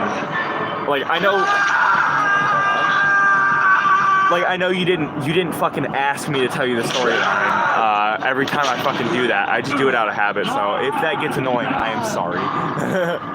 But yeah, the thing is, there's every generation there's a new Crow, so there's a bunch of different Crow stories, but the original Crow is inspired by a real-life tragedy, and there's so much pain and sorrow, and it was really, you could tell it was actually an art form, because he was putting out his emotions from the time into the book, so it actually just feels like a piece of fucking art. So that's what makes me love it so much, because it's inspired by a real-life tragedy about the author, James O'Barr. His fiance, basically, one night, he didn't have a car, so he asked his fiancée, Shelley, to come pick him up. And coming out of their apartment, this drunk driver sped through her apartment complex so fast that he ran over and killed her. And he was experiencing so much grief and sorrow at that time that he took The Crow, which was originally only like a 6-page miniseries called Inertia, which is part of the Gold Edition, and turned it into a whole series. And it was actually so hard for him to write and illustrate that he actually, in the Gold Edition, he had to go back later and illustrate pictures that he couldn't at the time because of how much sorrow he was in from the death of his fiance. Like, he always had intention to add flashback scenes, but he couldn't, because he couldn't bear to stand, he couldn't stand to draw her face because he just couldn't do it, and it's just, that's beautiful, you know? Like, all the flashback scenes with Shelley are actually inspired by real things he did with the real Shelley. And it's such a heartbreaking piece of media, and I love it. I mean, the movie and the book both really it really encapsulates the beauty of the tragedy. It was really a tragedy turned into an art form. It was a horrible event turned into a beautiful piece of art that has helped many get over their grief over the years, and it's lovely. I love the story of Eric Draven.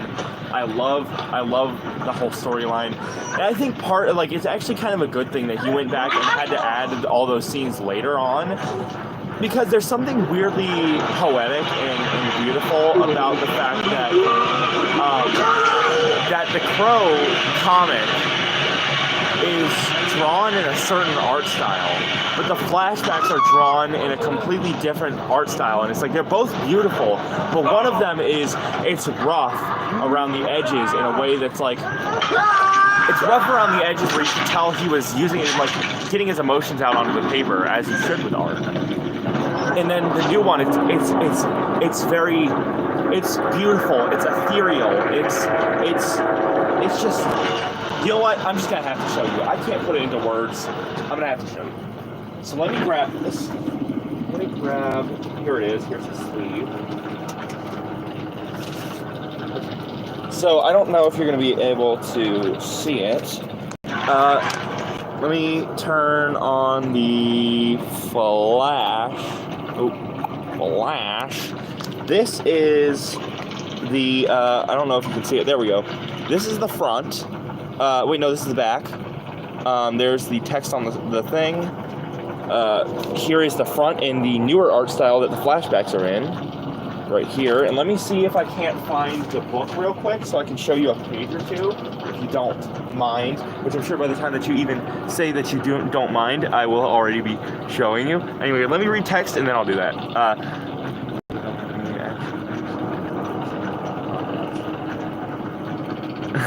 Really? That's nice. That's cool. Here, let me find the book. It should be at the bottom since it's a bigger book. Let me see. That's not it. This is. There we go. It's a really thick book, though. Okay, so obviously it's just a plain black book, but the writing on the side is golden and shit. So let me turn to a random page, right? Okay, here we go. Here is the art style regularly. This is when it was drawn originally. It's really cool. I like it, I think. It's really rad. And then let me turn to one of the flashback pages. Here's the art style of the flashback pages. And you can tell the difference, like, I don't know, it just feels really ethereal and really pretty and shit. Compared to, like, the original one looks like a 90s comic, if that makes sense. You know? And it looks emotional and raw. And then the new art style just looks like it's just dripping with sorrow, and it's got this ethereal nature. And he said that the reason he drew it like that is because he wanted to properly, you know, encapsulate the grace and the elegance of that the real Shelley had while she was alive.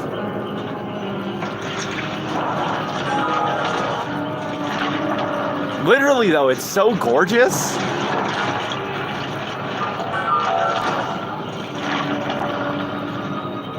I'm sorry if I didn't show the pages long enough. I do still have it in my drawer next to me, so if at any point you want to see more of the pages, I can just pull it out. Like right now, it's at the top of the pile. I usually keep it near the bottom because I have another book. It's a really big, heavy book of the Haunt comic series. So it's a lot bigger and longer than The Crow is. So I usually put that one down and then I put The Crow on top of it because those two are like full-on books. Like, because those are my only two hardcover comics. Well, I guess apart from like the Five Nights at Freddy's comics, I do have the Five Nights at Freddy's graphic novel set as hardcovers, I think. Or maybe I don't remember. Maybe I'm just thinking about the box on the outside. But yeah, it's a really good movie. You should watch it sometime if you're into that sort of thing. It's a beautifully tragic art like story, and it's gorgeous. It's probably one of my favorite ever series, and it's such a gorgeous story, and it's just beautifully heartbreaking. I love it so much.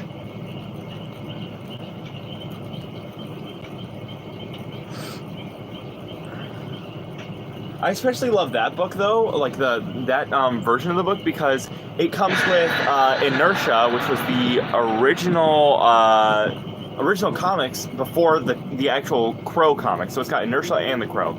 The movie is called The Crow. It's simple. It's just the Crow, because that's his well, technically he's not a superhero. He's kind of an anti-hero, but not at the same time. Like, he does kill people, but only people who deserve it. Like, he saves this little girl, convinced her that he was taken care of when he was alive. He convinces the mom to start being a better mother, and he doesn't hurt any of the cops and shit. He only hurts people who deserve it, who wronged him. And then it's a beautiful story. And though the scene isn't in the movie, if you ever wanted to see, there's a scene in the comic that is one of the most beautiful metaphors I've ever seen, of this white horse which represents purity and innocence. And it's running alongside this train that Eric's on. And suddenly it plows straight into a goddamn barbed wire fence, and it gets mangled, which is a metaphor for the innocence and the purity and the beauty that he saw in Shelley, before she was taken away from him so violently. So the horse running straight into the barbed wire is to represent how suddenly she was taken from him. And it's and that was one of the few metaphors I've ever actually gotten, like when I was reading it, when I was really watching or reading anything. It's such a great metaphor, and it's so beautiful, and it's just like, it's a small scene like that where people could just see it and go, well, that's just a horse running into a barbed wire thing, so it can be edgy. But really, it's just such a good metaphor. And it's just I'm sorry, I'm gushing too much. It's just a beautiful piece of art. I love it. It's probably one of my favorite books I have because, one, it's a nice hardcover book, which is nice. Two, it's a really pretty book. 3, the art is good. 4, the story's good. 5, the writing's good. And 6, I love The Crow. So there's just everything about that book, the physical book. It's just, I love it so much.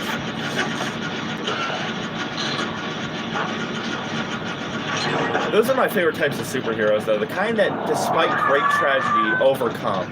Because that's really relatable. You know, Batman, Superman, Green Lantern, The Crow, Judge Dredd, you know?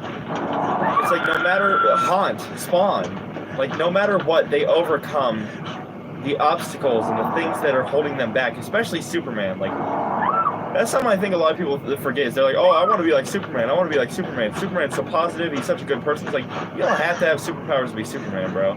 Superman's best superpower is his positivity. And I sound like fucking corny, but his greatest power is his positivity and his help, and his want to help other people. Anybody can be Superman. All you gotta do is just be nice to other people and be kind and understanding. Then you are basically just Superman, bro.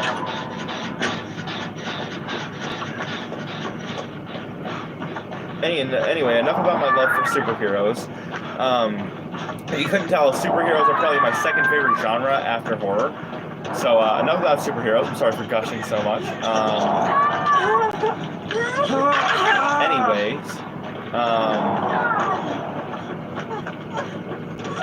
Let's talk about Afraid of Monsters and why David Leatherhoff should be in DVD. I think Afraid of Monsters also needs a chapter. I know I say this all the time, that they should make a deal with Andreas, get 2 chapters for the price of 1, blah, blah, blah, blah, blah, blah, blah. But I would love to see David and Simon together. Like, plus, there's so many cool monsters from Afraid of Monsters that you could choose, like the Twitcher and shit. Like, I would love to see, like, Simon and David, the Twitcher, and any of the Cry of Fear monsters, really.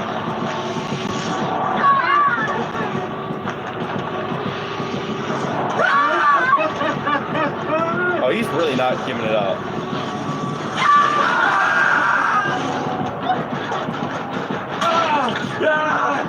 There you go, Savile. Consider yourself protection hated. Oh, shit.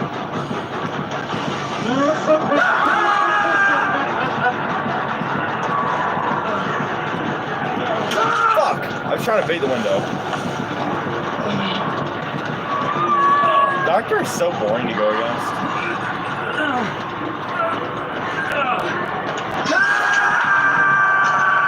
Oh! I don't know if I told you this the other day. Crypt TV is back. Did I tell you that?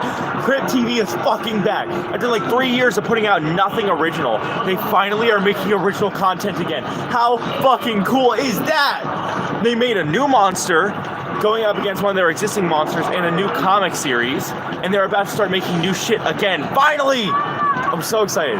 Anyway, sorry. I didn't mean to have this burst of excitement. The reason I randomly thought of that is the only redeeming quality I have to say that the Doctor has is that it has a skin for the look-see. The look-see skin is the only redeeming quality the Doctor has, in my opinion.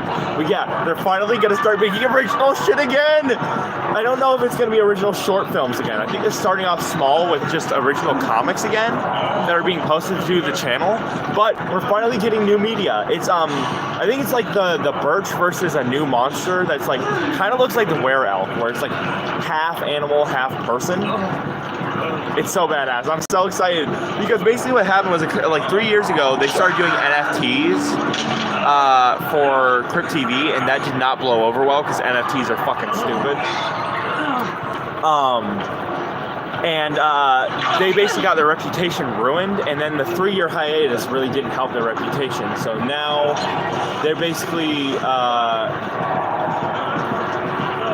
finally back doing original shit again after so long of not doing any fucking thing. I just hope it's not too late since, you know, like I said, they haven't made anything original in years. I just hope their reputation isn't completely in the fucking gutter. But I think we'll be fine since people are really excited about the new thing. Like, literally, after it went up, like, it was up for an hour and it already had like 3,000 comments. So, sounds to me like they're finally getting back on track and getting their shit together. And I can't wait for Looksy Season 3, New Mordeo season eventually. I know, right? Me too. I can't wait till I eventually get the skins in this game. After I get after I get Gabe and Hux, I plan on getting the Crypt TV. I plan on getting another, like, maybe a skin or two for the Legion, and then I'm gonna save up for the Looksy. Then I'm gonna get another skin or two for the Legion. Then I'm gonna save up for the Mordeo, and then a skin or two for the Legion. Then finally the Birch. I might not play any of those characters, but I want those skins.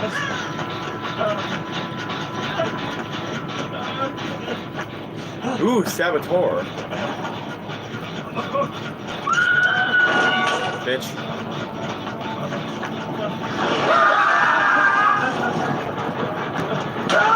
Damn it. I don't know why, but today the zigzagging isn't working. Usually it works, but lately the killers I've been going against just aren't falling for it. Usually the way the zigzag works is you zigzag. They try to follow your movement with their camera, and it leads them to start getting turned around. They end up swinging and missing. And I can usually bait that like 6 or 7 times, but lately today it has not been working. It is what it is, though, because you know what? Say it with me, kids. Play the fucking game casually, okay? This is something I preach all the time. You do not need to take this game so fucking seriously. You can play casually. I promise you it's not gonna fucking kill you. I'm not saying this to you. I'm just saying this to people in general who may watch this VOD later. It's just a game. Stop taking it so seriously. Like, yes, it's good to play to win. I play to win. But, like, it's not the end of the world if you don't fucking win. Like, you will fucking live. Don't take this game so goddamn seriously. It's a fucking game. Like, you don't need to take it that goddamn serious. Like, it's fine to play casual, bro. Casual is good. Casual is... Say it with me, kids. Casual is king. Casual is king. Come on, say it with me, kids. Casual is king. Casual is king. Or casual is key, if you like. That on. Of course, no problem, no problem.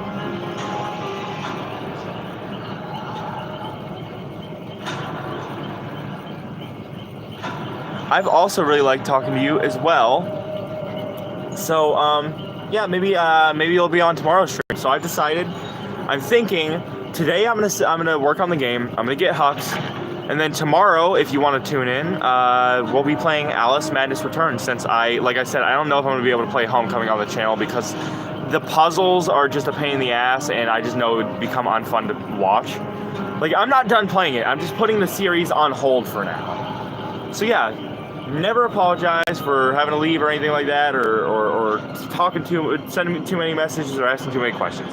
It's been a treat having you here. I had such a lovely time. I really appreciate all the great conversation, all the support you show me day in and day out. You are the GOAT, the MVP. So I appreciate you, and it's been a really good time. And thank you for coming. Really, from the bottom of my heart, thank you for coming. And that's right, casual is king! Hoo-wah!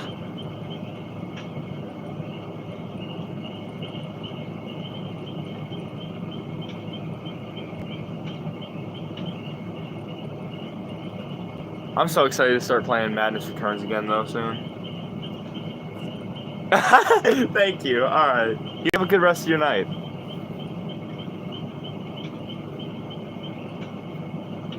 Let me check something real quick while we're still on. Oh? Aw. Foiled again. I got a notification from Amazon, and I was like, oh, finally my CD that's being imported finally shipped. Nope. They're telling me that this camcorder I was looking at for filming is on sale. Like, gee, thanks. It would have been nice if you told me our imported CD was on the way. It's going to take 3 to 4 weeks to ship. That's crazy psycho bonkers, and I cannot believe that. I mean, just wow.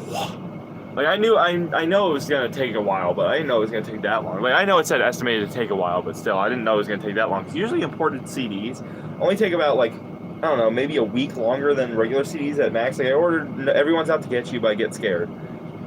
Came within 4 days. Imported CDs usually would come within 7 to... Oh, thank you. They usually come within 7 to 11 days. 7 to 11, maybe 14 max. So for it to take as long as it's going to. Oh shit, it's Bill Nye the Survivor guy. Bill. Surviving rules. Bill Nye the Survivor guy. Bill.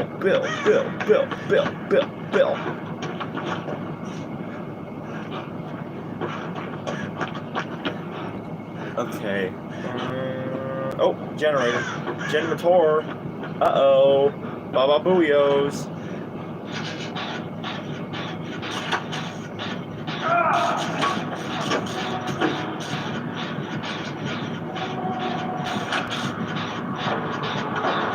I'm gonna walk because I have a feeling she's nearby.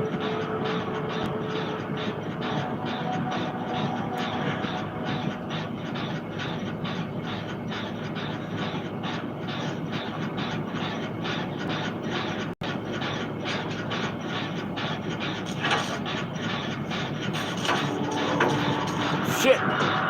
You fucking go! Oh shit! You gobshite. Oh, okay. Oh, she's being friendly.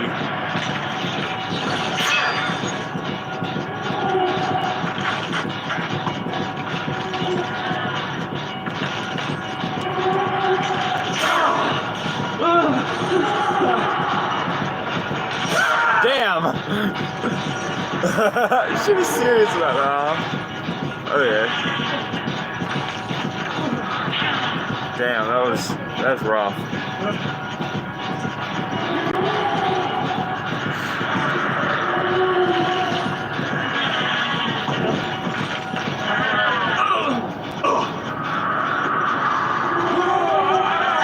What perk is that? I don't recognize that perk. Is that? No, that's not that.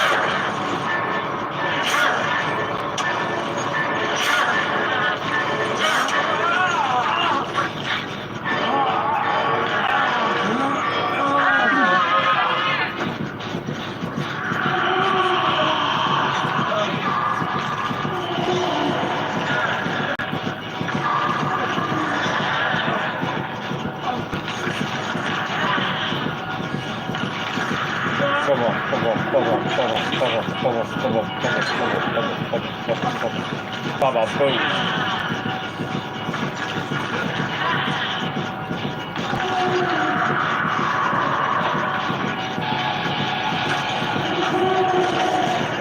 Okay. She just wants me to work on the gen. Whatever.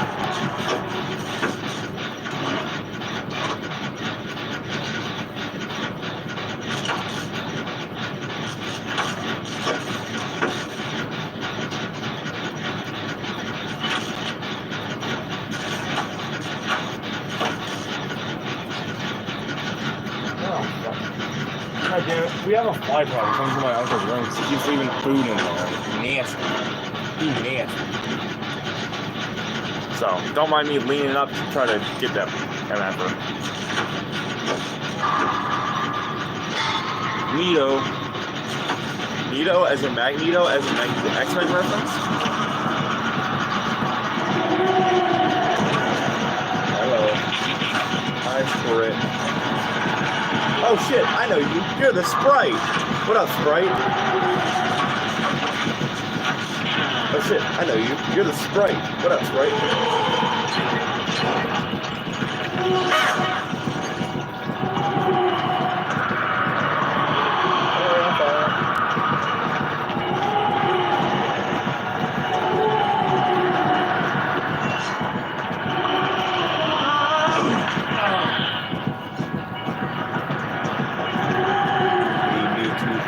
Take me to your generator.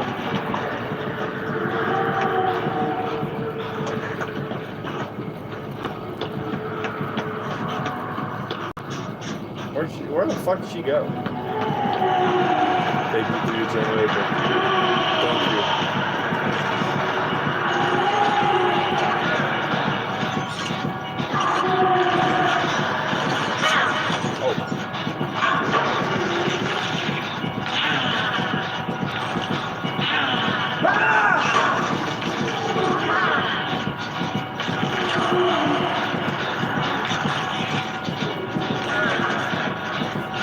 Her nodding is so weird. Like, I can never tell when a spirit's being nice and when they're just twitching, you know?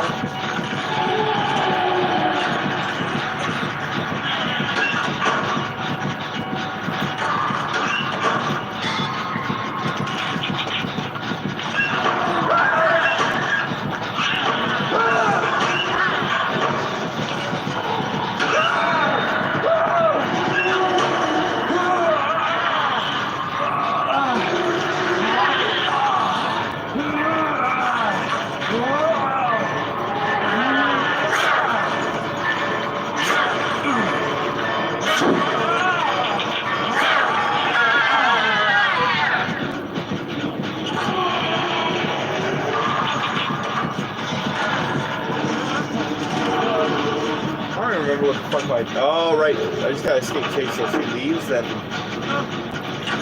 Right. I need to escape chase, that's my thingy, my thingamabob. My challenge. I enjoy this game. This game's fun. So close to getting hot though, so that's it.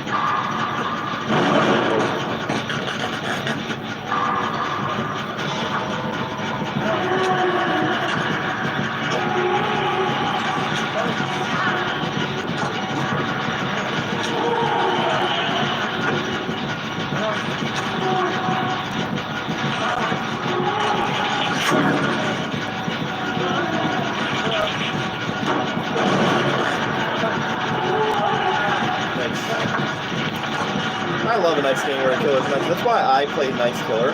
So you never know who might pass it on, you know what I'm saying? Because, like, I like games like this. So whenever I get games like this, I always pass it on, you know what I'm saying? So you never know who might pass it on.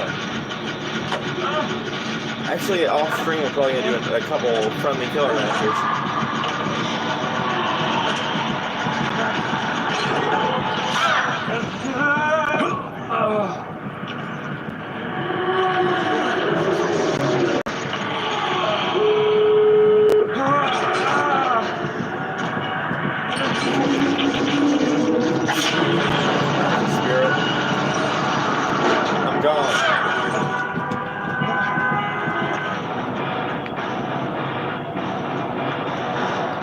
Alright, what's my total for the shards? Nice, I'm almost here. Next level iridescent. 444. Hopefully I get enough for Hawks within the next game, but I have a feeling it's gonna be next 2 games. But what time is it?